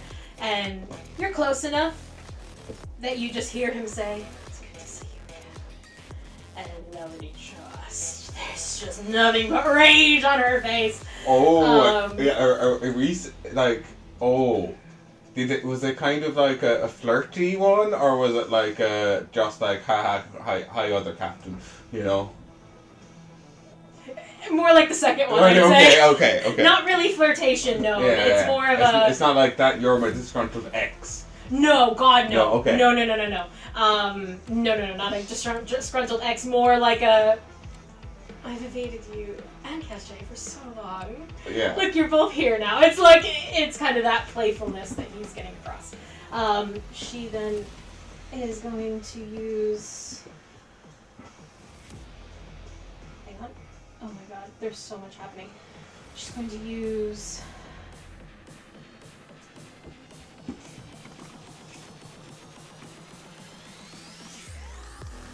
Nope, she'll save that. It comes. I'm so sorry. You did not roll the highest, my dear. So yeah. it comes to Tarlin actually Oh. next. Tarlin rolled a 26. So they are going to, or he's going to use. Yeah, he is just going to use his. You actually notice that the metal hand kind of heats up a little bit, and as he strikes at Melody with his fists, there is a like almost like a blinding, radiant light coming off of his fists. Your eyes burn a little bit because you don't have your helmet on at the moment. Ow. As he's going to use his sun-searing strikes. Oh, give me a second. Oh my god, I should have rolled these before. Just one. That's not a D20. That'll hit. Natural 20? What the fuck, guys? And a 3. I don't get the 3 hits. Stunning strike. She fails. So you just hear the pop of the energy blasting through her, and you recognize, because he did have the ability for sending strike when he was under you as your lieutenant, you notice when his hand kind of curves a certain way so he gets up underneath the ribs and kind of knocks the air out of their lungs, and he does that, and you watch his face turn as there's not ribs there that he's thinking. And he kind of has and then she kind of snarls at him and spits black ichor on his face. So there's a moment there that you catch. Interesting. And he's going to pull back and go into a defensive stance. Again, trying That's why she's wearing the armor then. keeping. So he goes into a defensive stance, and you just hear, "Run!" And that's kind of his command. There is a command that goes out through the entire warehouse, and people are starting to look like they're about to run. Caché, it's your turn. Oh, I have to make a Are you decision. concentrating on sleep? Sleep concentration? No? Nope, 1 minute. Perfect. Okay. The forward person's just... Yeah. They're like, what the fuck, dude? Yeah.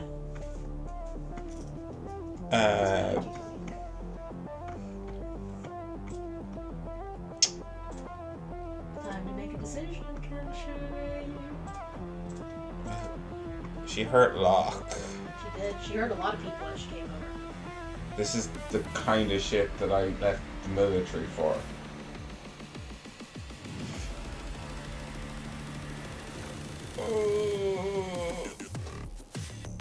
Yeah, screw it. Love that. Oh, this. You do, I will say, in these moments, don't think too hard. What would Caché do? Assassin's Eye comes out. Can I see any of the snipers? Yeah, you do. You see them now. You see the barrels of them. Their guns are kind of laid out and kind of ready to spray the crowd. This is exactly what I don't actually. They've removed their snipers as well. Like not those guys. One of them has a sniper. You watch them put it back and pull out more quick firing. Oh no! So this person's asleep. We'll just move him. He's asleep. Easy. Okay. You see two more kind of appearing on this side. They appear to have like, not maws, but like steampunky maws. Yeah. And then these two seem to be gunners.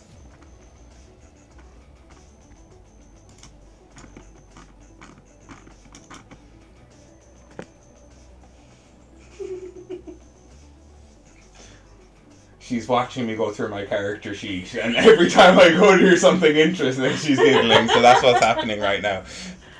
Yeah. Screw it. God, really? Yep. This is going to get wonky. Your glamour drops. Oh no.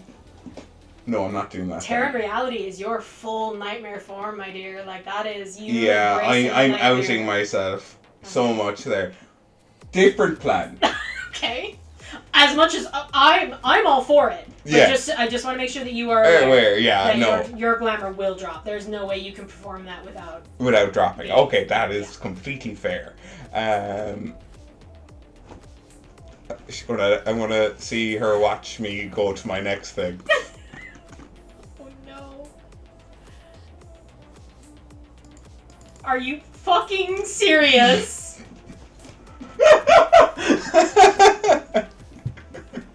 I have been thinking about this and when I'm going to use it for so long, but it stopped me ever using it. And this is when you're gonna use it, okay? You're using it. Oh. It's your choice. I give no feeling or anything whatsoever to what the outcome will be. I need something big to kind of like stop the guard spraying the crowd. I just don't know what, because like that'll do it, but then that also might murder the crowd. I have no idea. No idea what's in it, yeah. Yeah. Come on, spells. I don't have very combat-y ones at the moment. That's okay, but you weren't supposed to. This wasn't supposed to be a... Yeah. I Locke think... is still next to you, kind of on the ground. People are scared. They're trying to Yeah. pull themselves up. Yeah, no, I've got to sort Locke first, so I'm going to give him a 3rd level cure wounds. Okay. Very good. Yeah. I can distract myself for that while I'm thinking for a second. Okay. Um, Let a round of combat go round. That's fine. yeah, you know, it's fine. Yeah. I was healing.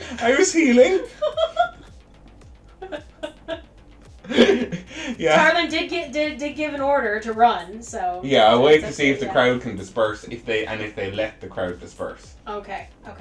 So yeah, I'll say you two are there. These two are wrecking on each other. Okay. Is that all you're doing? That's all I can do. Okay.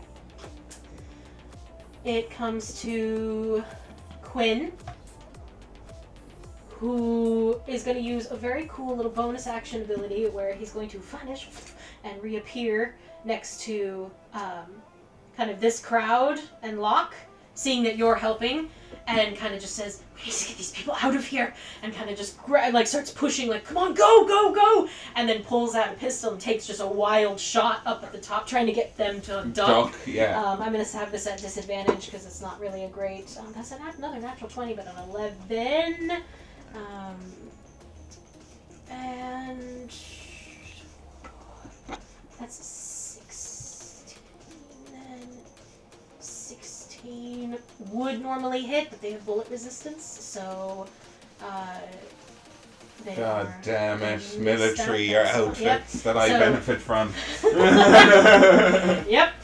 So the bullet goes wild, but one of them kind of ducks, and people. So basically, that's kind of where Quinn is going to go. Takes their shot. I don't think there's anything else because they missed bonus action. They already used their bonus action to kind of like Enya, and that's them. Comes to the AIV Scout. So. They come into the crowd, and he's going to engage the Voshilirium soldier here. They're going to duke it out. To keep kind of things moving, I'm going to more, instead of rolling everyone. dice and damage and everything, I'm going to explain to you what is about to happen. Okay. Absolute bloodshed and carnage. As these, not Avash military, in very different uniforms with AIV on the sides. AIV. AIV.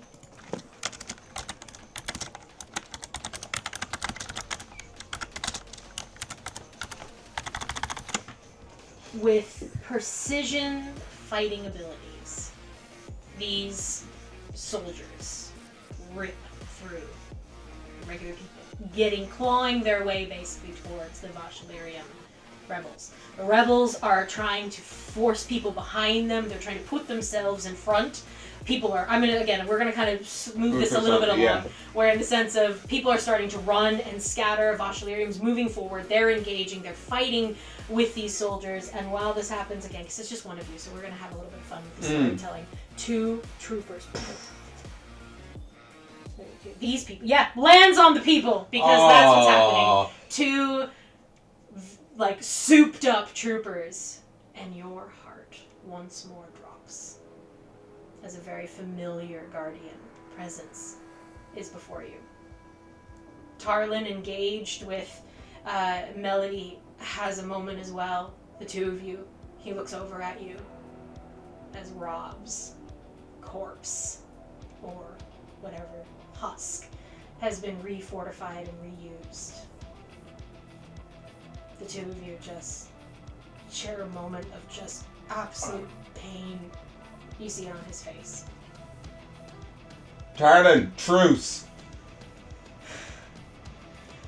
I thought you'd never ask. And he pulls into Melody. It is, again, just carnage and bloodshed. I'll let you all move in kind of a group, but people are dying around you. Tobin gets Galen and is starting to kind of like grab people, move them out there, but there's nowhere to go.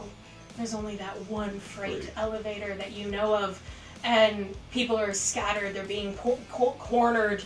The soldiers are just ripping into them. Melody, now at this point, she gets Tarlin in a kind of a pinned down position. She's much bigger than he is, and she is currently just smashing into his chest. His arm is up, but he's slowly being just like pummeled into the ground at this point while people are scattering around him.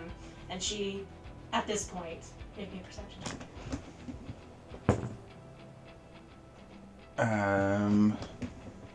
17. Something off her hands as she's hitting him. And some hits aren't going as deep because he's a monk, so he's able to kind of do monk shit. But as it comes down once more, he actually vanishes. But not vanishes, he still gets hit, but you see him go invisible at least. It's obviously an ability that he has. You remember Enya had something similar.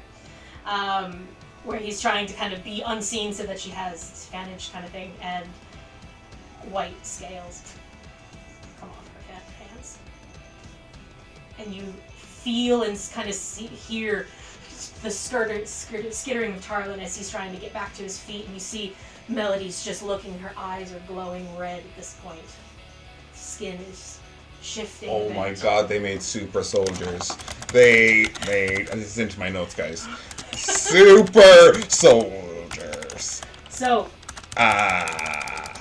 Locke is next to you, and as one of the AIV soldiers comes up, just like stabs him in the side of the neck, and the soldier's just like bleeding out suddenly. And you see no cybernetics, you see no other clockwork on that person, but Locke is just like, and then he like they do that, and then they kind of pull back, and their hand is full of blood, and you see Quinn kind of pushing them away, and you see Locke just kind of go a little bit shocked, and he's already a pale individual with being a changeling, but that's when you clock that might be the first time it's ever happened.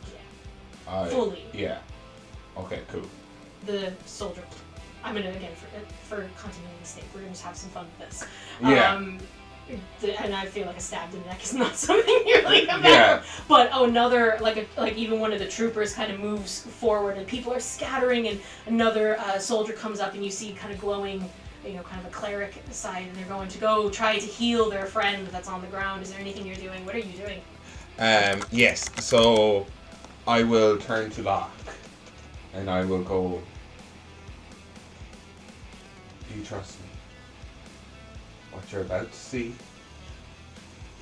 I have to do it to get us out of here. Quinn's kind of like, what are you talking about? We need to get out of here, come on! Tear the out. Oh, okay. I will drop my glamour, take on my full voidling form.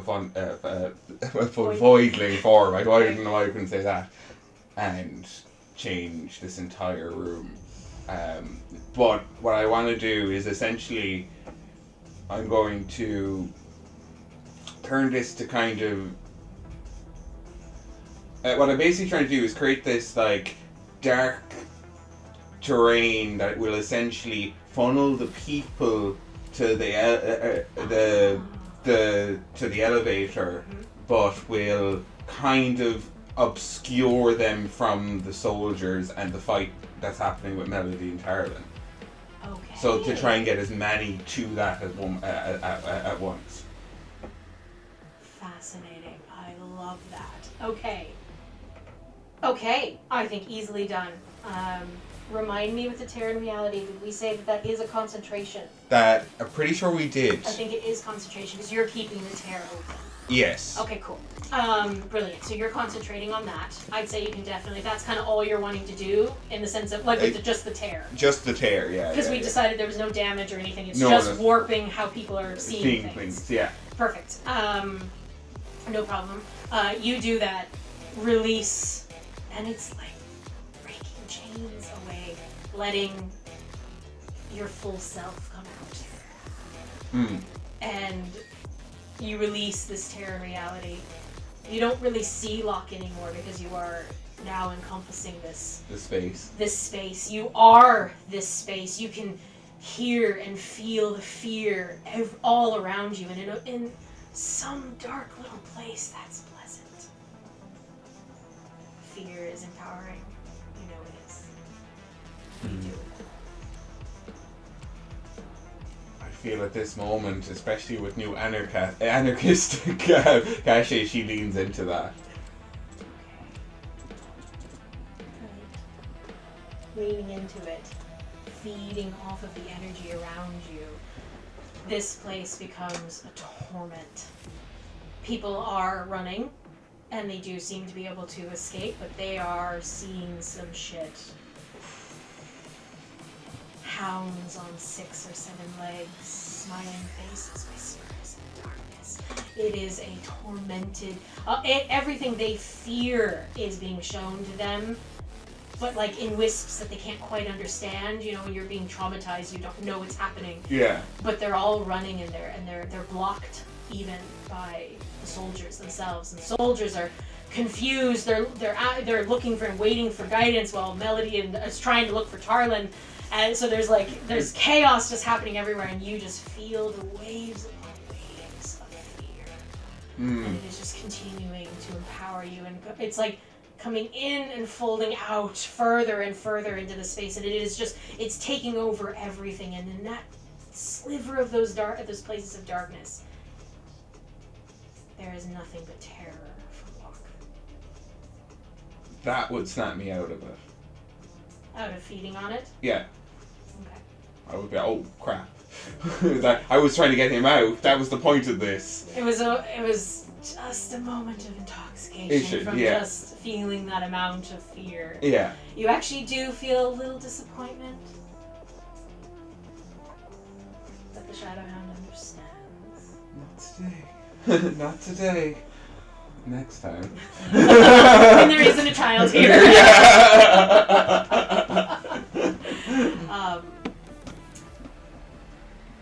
Where are you? People are running. Yeah. People are fighting. Yeah, Locke is right next to you, or right below you. I'd say you've risen into this, into my this banshee form. People are getting out. They're tripping over bodies. There are quite a few dead already. Soldiers are like, you actually get like over here, you see that the Vashilarium soldiers are like, they're trying their best to like help people, but then they're scared too. Yeah. So it's like, and they're kind of shooting out at anything, and these are techno thugs as well, so they're like artificers, they're only artificers basically. So they're like using magic. You can see them kind of healing a few people and then moving them towards the staircase, trying to get people out. So they're kind of, but they're getting... They don't understand what's happening either, and they're like, whoa, like, oh, this place is terrifying.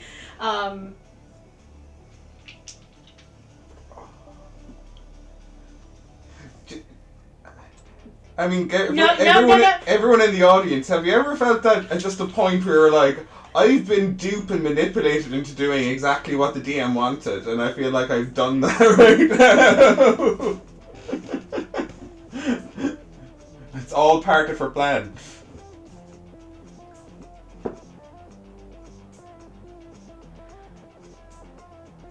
Does a 21 hit you? Not if I shield. Okay. What does that bring your AC up to? That would bring me up to, so it's plus 5, so 22. 22. The next one is a 23. Ouch. The next one is a 22 on the dot. 2 hit. It's a natural 20. Ow! You always get a natural 20 on me. Sorry. 4 very different attacks come towards you. As no longer being able to find Tarlin, something else comes through the darkness, unfazed by what you have unleashed. There is no more dark skin, ebony hair to Captain Melody, because Melody is no longer there. Oh no. Avarice? 4 metal arms. 2 glowing laser-like swords. As an envoy steps forward towards you. A new one I haven't seen before, or I've never seen this one before. The last bits of Melody fade away from their face. And they're going to do some damage to you now. Oh no!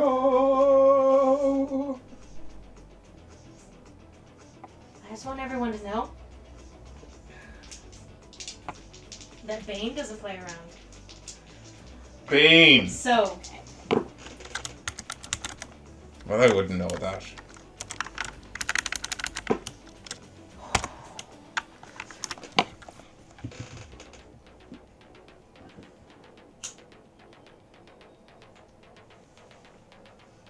How much damage are you doing to me? so this is the first hit. 24 points of force damage. Aye. Second hit.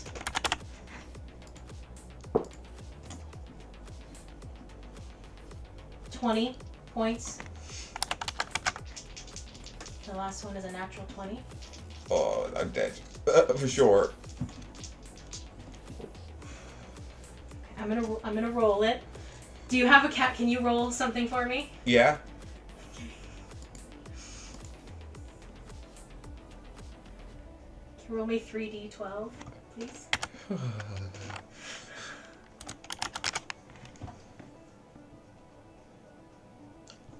Oh, fuck you! Yay! Doubled. It's 24.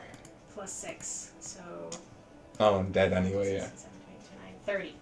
Yeah, you knocked me out. Okay. So...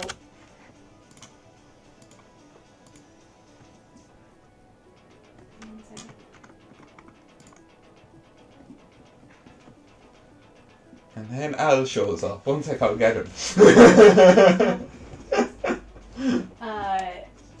As...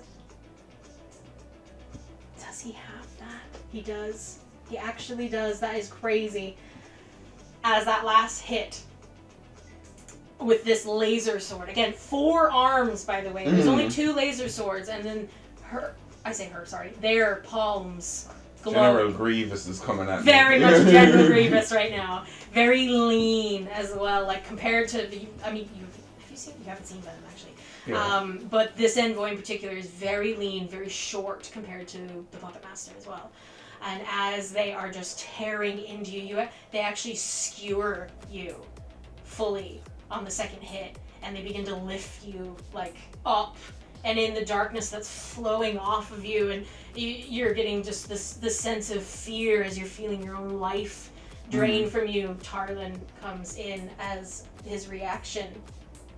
I'm gonna just use this as flavor because why fucking not? Because he does have an ability to do reactions where he he will hit the blade for the last one, so I'm not going to have it be a natural 20. So it's 4. 12 plus 6. So that would give me like 3 hit points 3 back. hit points back, yeah. Yeah, and I have to, yeah. Yeah, I'm not dead. So he's going to deflect part of the last blow, and he is going to actually take some of it. Oh. So you said it was, what did we say it was? Yeah, you have 3 points. I'm going to give him half of that, so he'll take 6. And as he kind of steps like in between you and this monstrosity before you, people are still funneling out, they're still running, and he just kind of turns his head. Yeah.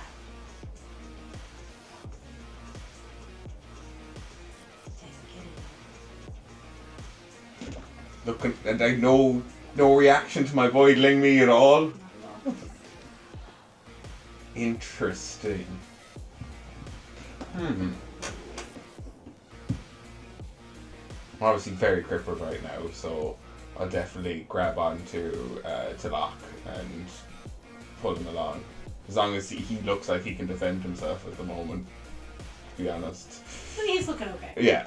And at this point too, with the darkness still rippling off of you, like some of the soldiers are still fighting each other.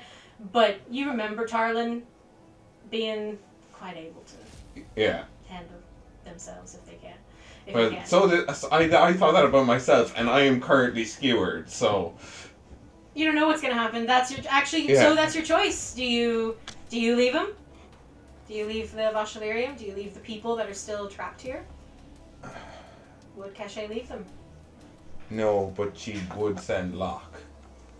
Okay. Can you dimension? Do I even take dimension door this time? Please tell me I took dimension door. Why can't I move my mouse? Yes, I did. Okay, do I have to go as well? And you teleport yourself. Yeah. And Just bring someone along.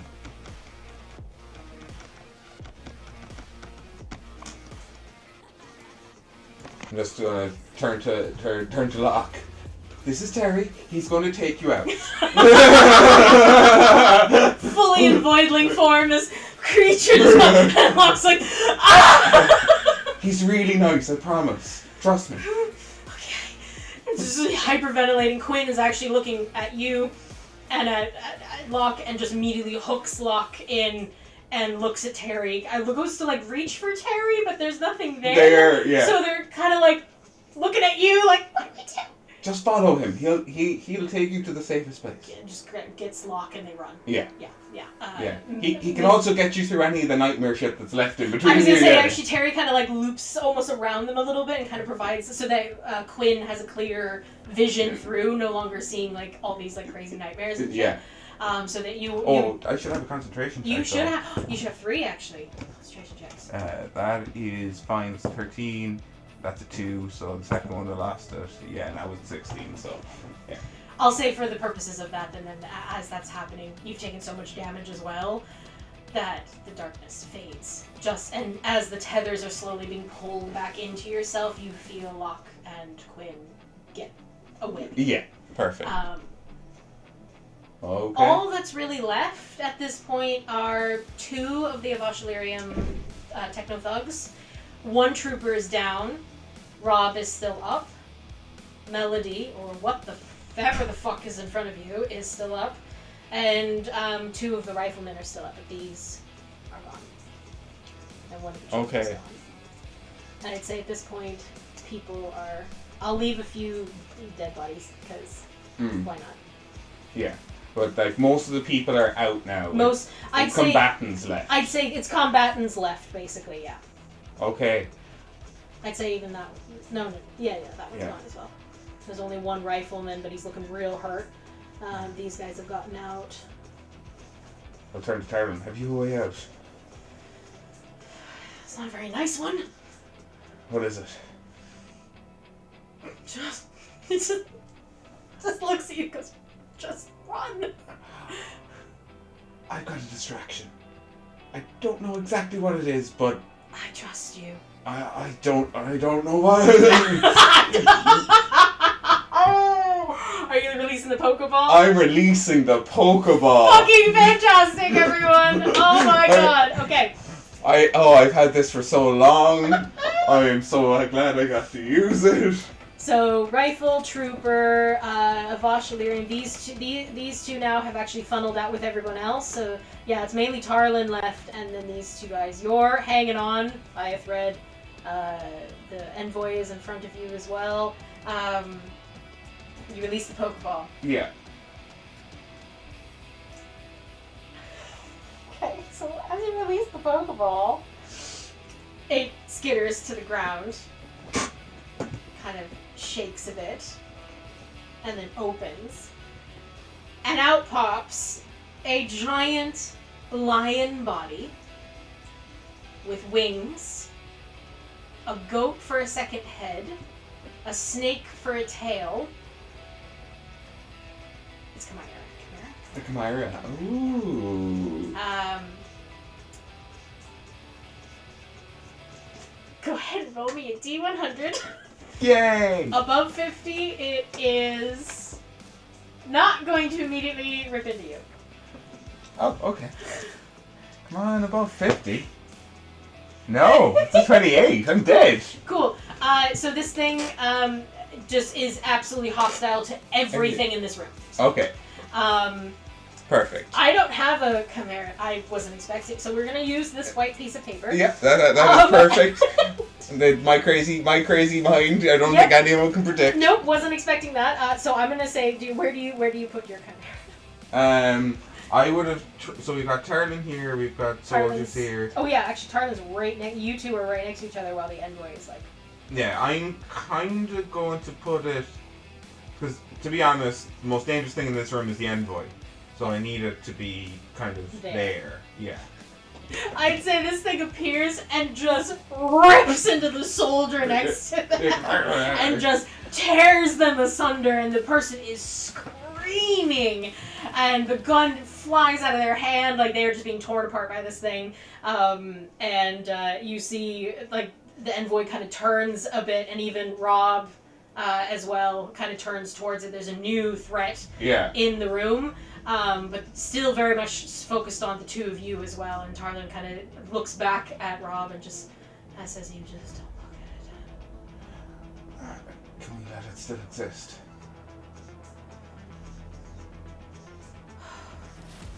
Fuck! Turns around and just wails into Rob, into the face of Rob. Oh.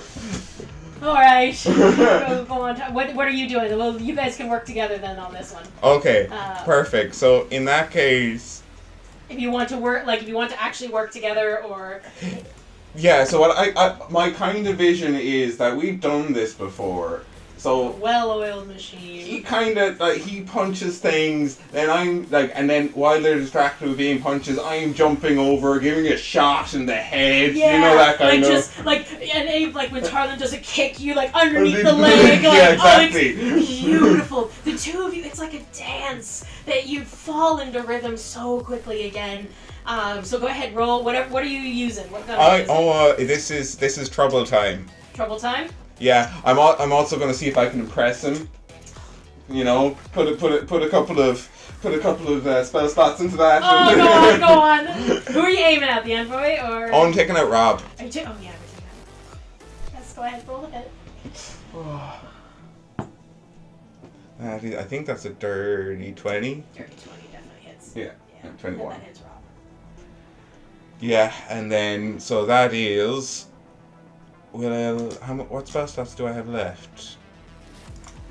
I think I have a fourth. Yeah, I'll throw a fourth. You kind of get, you're told, use everything! Yeah. He's like pummeling away. Okay, yeah, fair enough. So that's 1d10 and 66.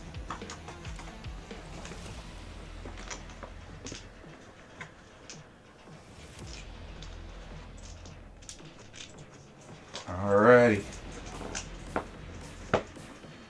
That's a 6 on the d10. Ooh, natural orca.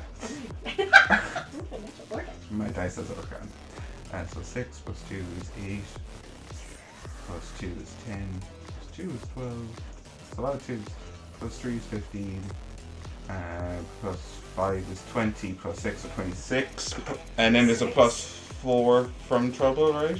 I think Yeah. plus 4, yeah. Yeah, 30. 30 points on the first hit. Yeah. Go right ahead. But Yep. I only get 1 hit with trouble when I pop Oh, the spell that's right. slot. You need to pop a spell slot. Damn. I'd say what you do is where are you aiming?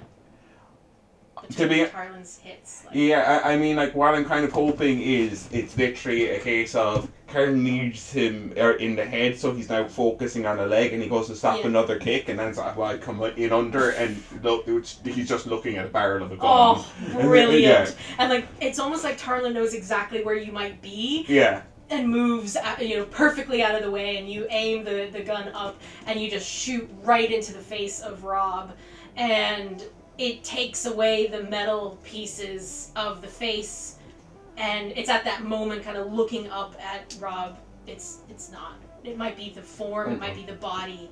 But it's not Rob. It's not Rob. Yeah. But it obviously was repurposed. You can almost see you can see the lightning damage that was done to it when Rob fell. It was obviously the body was recovered and repurposed. So Tarlin will do his hits as well. Again, working in tandem with you. He won't use Stunning Strike because they probably won't work on constructs he's going to assume. So you do notice as he takes these strikes that he does not use any... He. No. Light. Oh, okay. Interesting.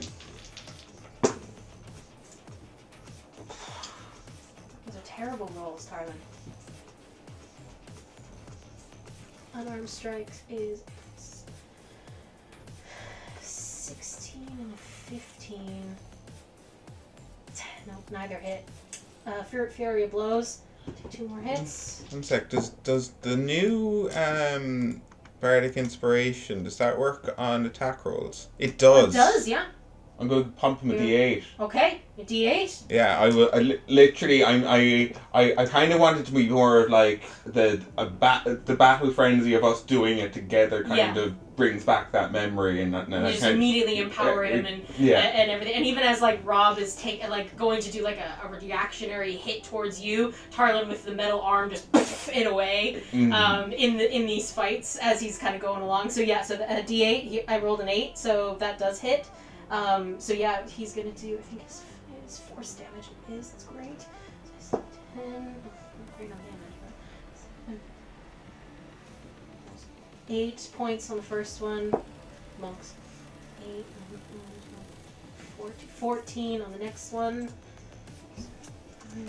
14, whittling away, definitely. Fury of Blows, he's just unloading everything he possibly can, and there's like a sense of needing to put this thing down, finally.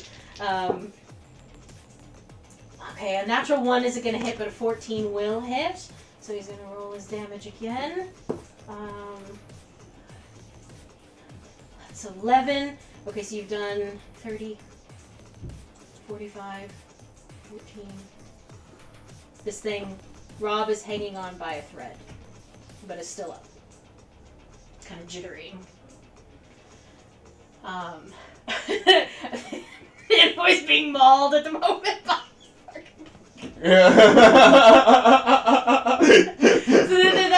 and you hear the creature squealing because it's just being pummeled to death by this, but the envoy's completely distracted with this giant fucking creature that's right behind. Nice. This person also gets kind of like, I will say, as you are fighting as a wonderful team, you hear him also say, "Get out!"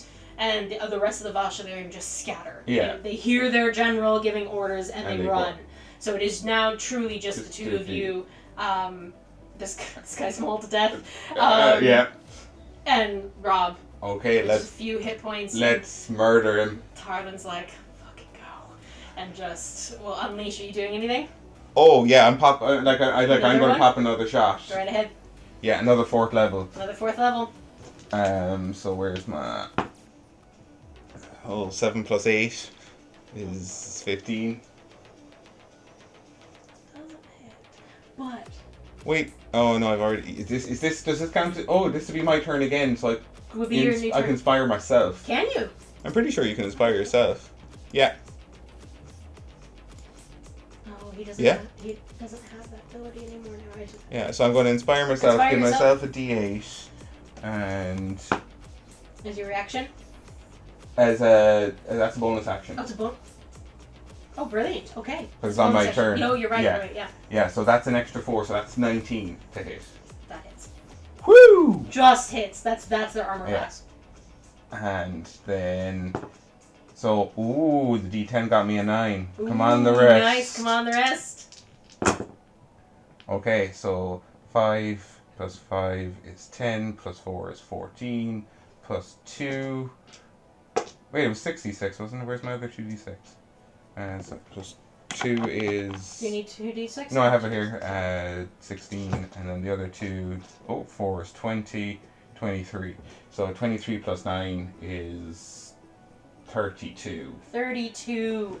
Brilliant. So, if you're alright with it, Yeah. let me flavor this a little bit. of course. Because I rolled for Tarlin as well on his first punch, and he got a 19 plus a ridiculous amount because monks. So he's gonna roll. I'm gonna have his damage. So he has 6, 7, 8, 9, 10. Nope. 6, 7, 8, 9, 10 points. So what was yours? 32? Yeah. With 10 is 42. Ooh. So I kind of want to just like have this lovely little moment between the two of you because you're fighting so well together.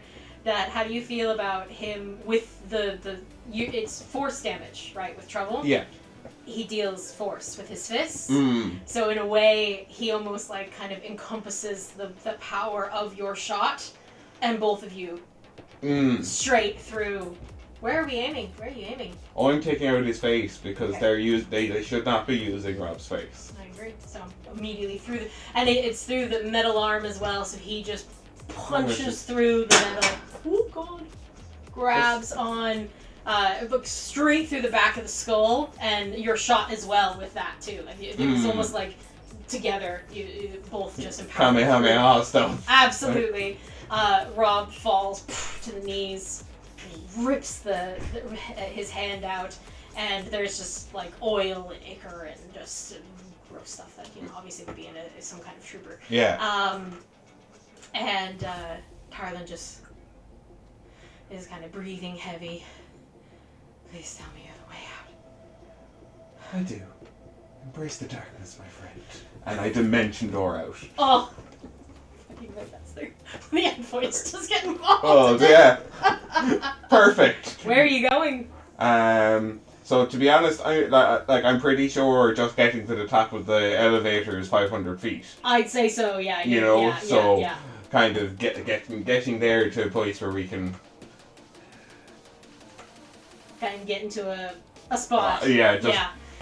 Cool. So yeah, I'd say you guys get up to kind of the top of the freight elevator, and at this point, you actually like coming.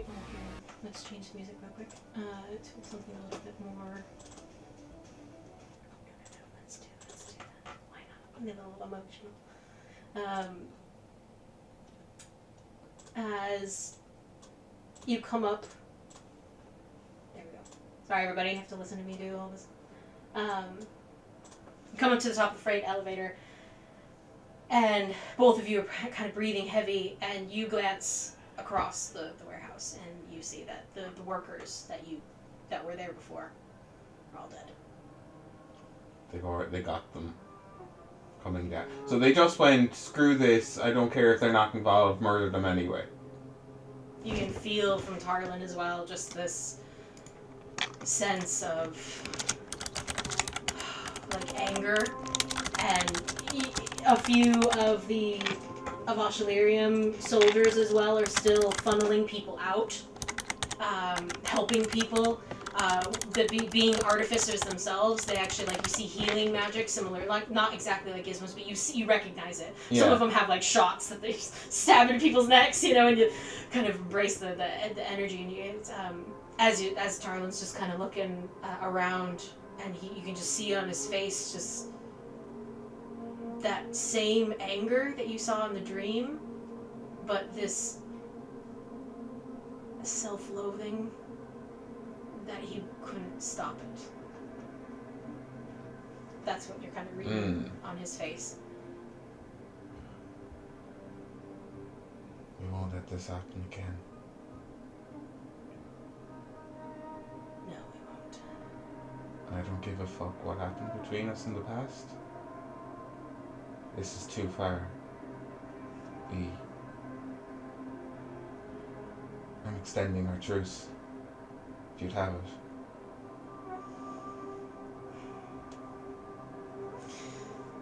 You know I outrank you now.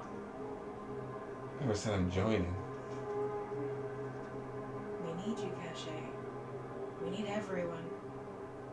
You understand now this isn't just the people against the military. They've done something here. That general has done something. We need to stop them. We can't keep fighting each other and making other groups of people to fight. Come with me. Let me show you what we've built.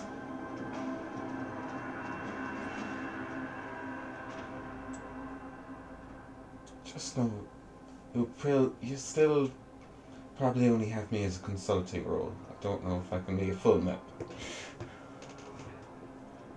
I don't do very well in hierarchies. Never have. Nope. You do need to. If I let you in, you can't hurt my own. Just like I won't hurt yours. That needs to extend. I won't hurt your little bedfellow. It's more than her, you know. Everyone.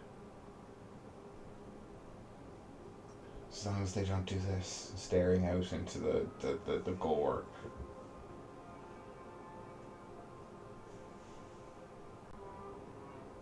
Caché will take his hand.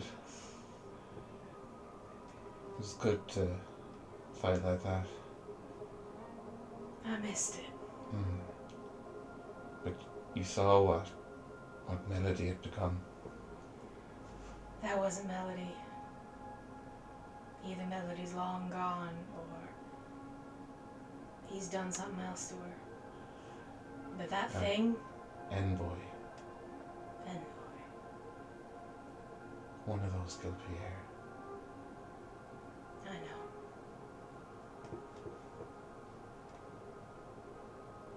I found out a long time ago.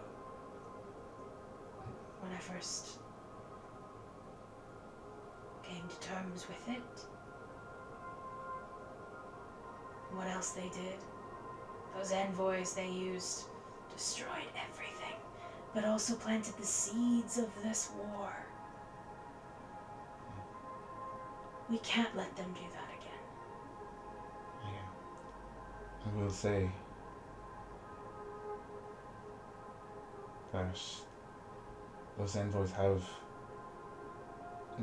and if we're to work together, this has to be, because I know it is a hard line for my friends. We cannot blame the envoys in this. They are tools, especially at that time they had no choice. It was coded out of them. Let's put our blame where it actually needs to be. You have proof? I have proof. Because Eleona deals only in proof and logic. I can make her see it with her own eyes. It's good to see you this way, by the way. No longer hiding. Served me well for while I used it. Done. Good.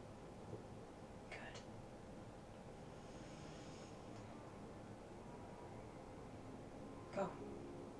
We'll be in touch. I assume you know where I am? I'll take that as a yes. We need to be careful, though. We need to get out of this city in a reasonable time. I'm not leaving the city.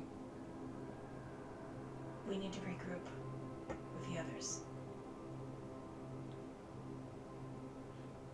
What can't they regroup here? There's plenty of spaces with neither the military nor the constabulary confined.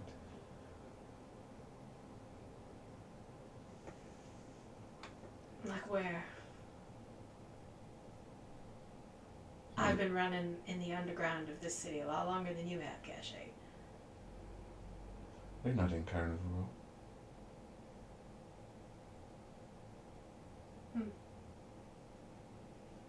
They wouldn't allow that kind of stuff.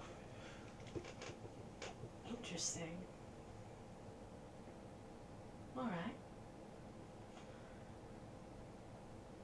If you need to get a hold of me, or I need to get a hold of you, can't just walk up. Do you have a suggestion?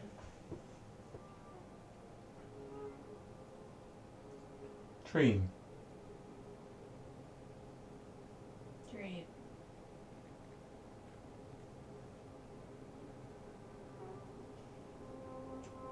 And there's kind of a moment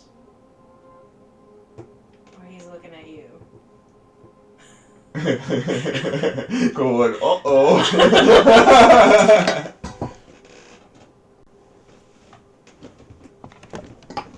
I don't usually dream, but I have been having strange ones lately. Is that you? One. Just kind of on the shoulder, Oh, but then a little, it's like the metal arm, so it's like, oh! It's like, you didn't tell me you were dead. You didn't tell me you were alive, even. You couldn't. You weren't ready for it. I think I'd have always been happy to see a friend alive.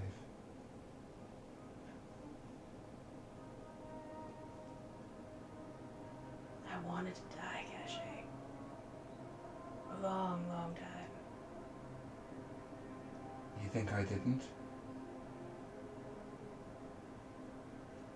I thought you were suffering in other ways. I was. And you told me everything that you said. And she looked after the children. I was afraid you were too far gone. I had it in my mind that I needed to make you see. To see what was happening. I couldn't just walk up to you and be like, hey, I'm alive and I have all these things to show you. You weren't gonna listen. Truly. You may be right, but I'd like to think I would.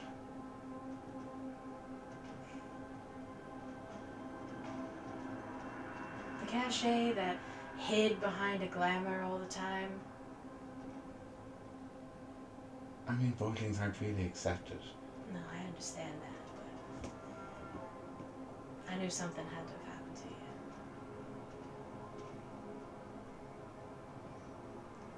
It's the only way I survived.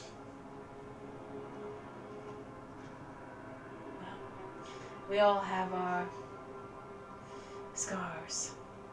And he kind of twitches at the arm. Got an upgrade though. After time, yeah. Say. Aww. From which the shadow just float.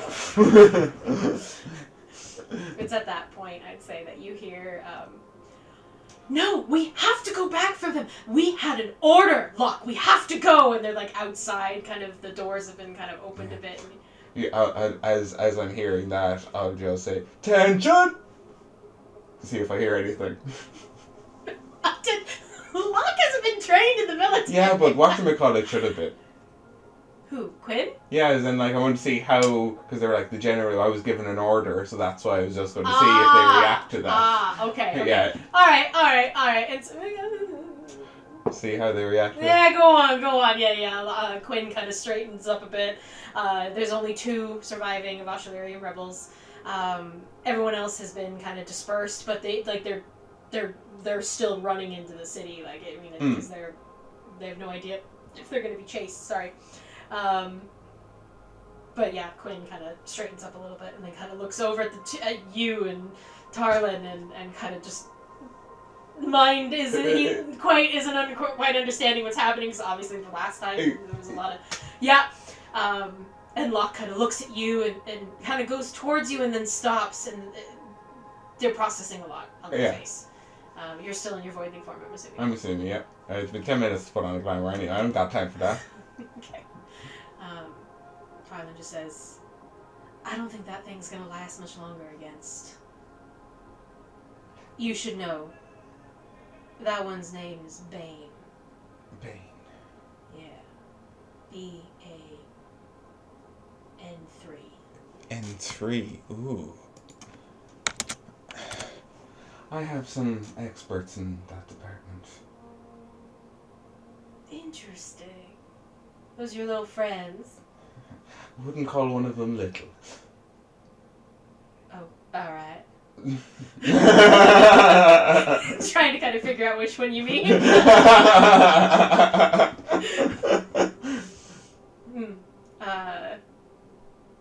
That's not how I expected tonight to go. How did you expect it to go? Not this. But I didn't even expect you to be here. Let's just say something showed me the one thing I want to stop. And I took it as a sign that I needed to be here. And perhaps it was because of this. Maybe.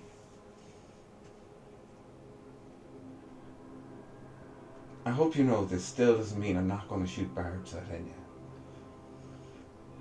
I want to be able to stop her from trying to poison you, so you two can work that out when we're at Pandora. Okay, but just so you know, guns are in holsters if she poisons me. You'd be dead before you even know you're... You know, we're not having this conversation.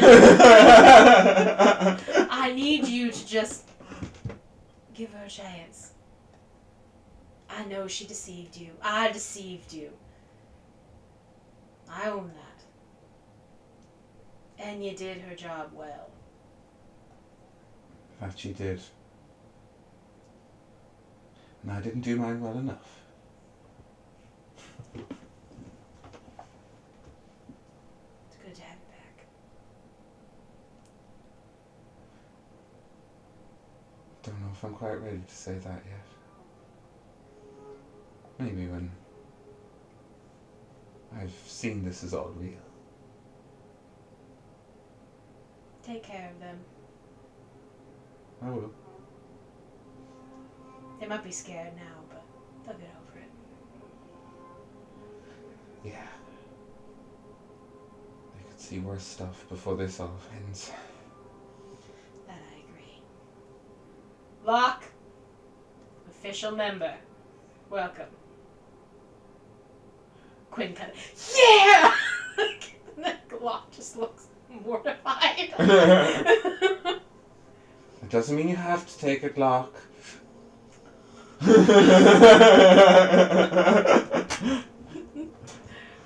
He gathers with his men, gives you a nod. And I'm going to... They all leave, Yeah. vanish into the city. I'm going to get Locke home, and I'm going to do it the fast... Like, how heavy do you think Locke is? Like, it can't be like... I mean... Could I fly him on the boots? Oh, I'd say so. Yeah. If he could, yeah. Like, let's put it this way. If he goes on my, like, just like goes, like... Like a back... Like a backpack on yeah, me, yeah. and then instead of I don't have to fly all the time, just to be jumping from building to building. Yeah. So you kind of know. go up high, and you're kind of moving your way through, and you Yeah. get back. Okay, yeah. Sorry, you head back to the. Oh yeah, I'm going to get him home. Okay, Yeah. Okay. So Locke is going to kind of wrap their arms around your neck, you know, and legs kind of tight while you're going, you know. They're small enough, like they're 15, you know. Yeah. Gangly a bit, Yeah. you know. But you get back to the clock tower. I'd say maybe even go in the same way that Locke came in, like through and land on Destra's balcony kind of thing. Locke will kind of say go that way so that we're not going on the ground. They don't seem to want to go anywhere near where other people could potentially see them. They're they're seeming very anxious about everything, and as soon as you hit the ground in Destra's office, like in the balcony, they immediately let you go and can move as far away. just to give space, and they're kind of just processing everything. Their hand is still covered in that soldier's blood. Their hands are shaking. Destra immediately, what happened? Looking at you, what happened? You got 3 hit points left. I'm wisps of shadow. You can see through me. I'd say, like, at this point, like, you're bleeding out a bit. Like, not like you're gonna die, but I mean, you have a sword wound through you, kind of thing. We're okay. We're okay. Do you manage to make a Constitution save? Do you manage to stay upright? 15. 15? Alright. I'd say you kind of slump against the wall a little bit. But you're able to keep up upright. And Destro just immediately, and like reach for like something, just gives you a simple like healing potion. Nothing. Yeah, just to get me up. Just something. Like, yeah, they don't, she doesn't have much, but yeah, I'll just give and that. she's a sorcerer, so she doesn't have any. Yeah. You, so. I just throw myself up. Yeah, throw yourself like an 8. Yeah, that's fine. But just what happened? Military. Military. Super soldiers. Oh gods. Envoys. Envoy. What's an envoy?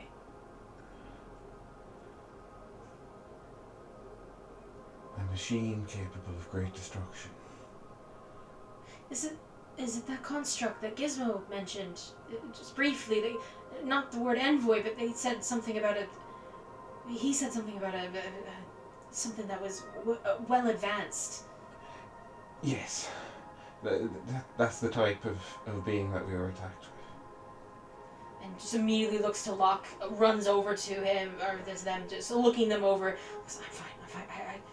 And then notices the deep-ass bruise from the envoy just whacking him across the way. And she, like, tears are forming in her eyes, and she's looking at you.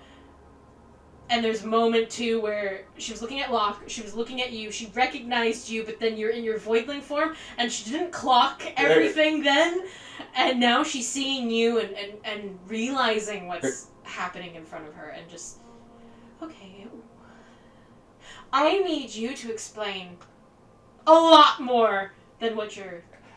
Very, very fair. I suppose this is me. What you're used to seeing is my former self. I'm a voidling. Locke just kind of nods. Destra's looking at voidling. Okay. That's interesting. I wasn't expecting that. I wasn't expecting you like that. But no matter, I guess. I hope not. Why are you made of shadow, can I ask? Otherwise I'd be dead. Okay. She's just like trying to just take it all in. There's this being called the Shadow Hound. He finds people with immense guilt. And in a way he saved me from it. I have become a different Caché.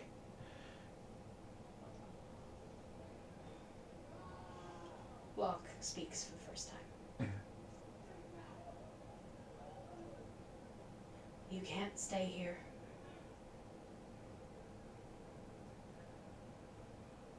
I know. They don't look at you.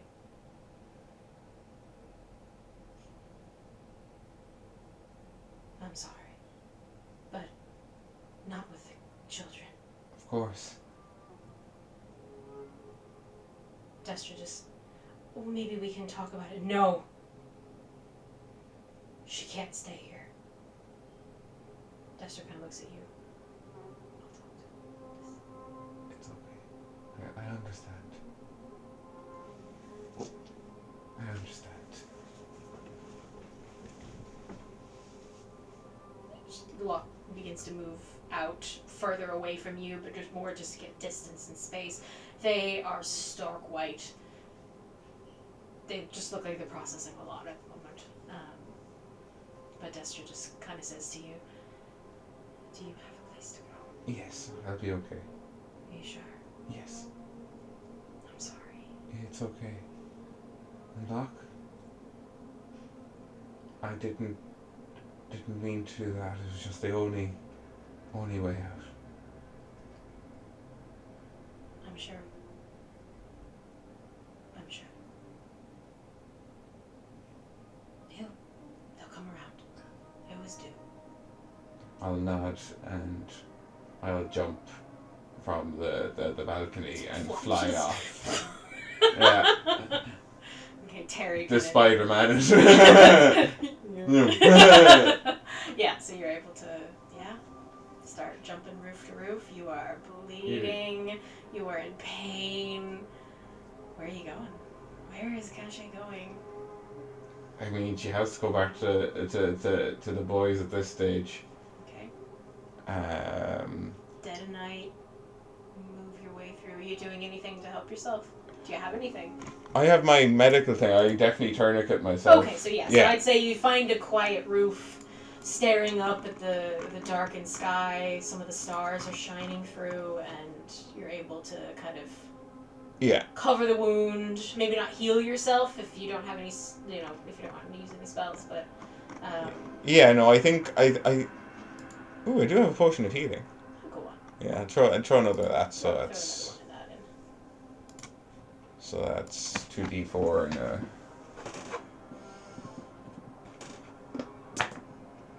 so that's 5 plus 2 is 7.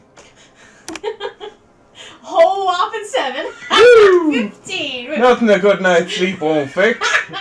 Jesus, D&D. You wrap off the wound, and you notice that because it was almost an energy blade, that it cauterized the wound, in a way. Oh, wow. It was you're still bleeding, but it burned. Cauterized. It burned through you basically, and you're in a lot of pain. Yeah.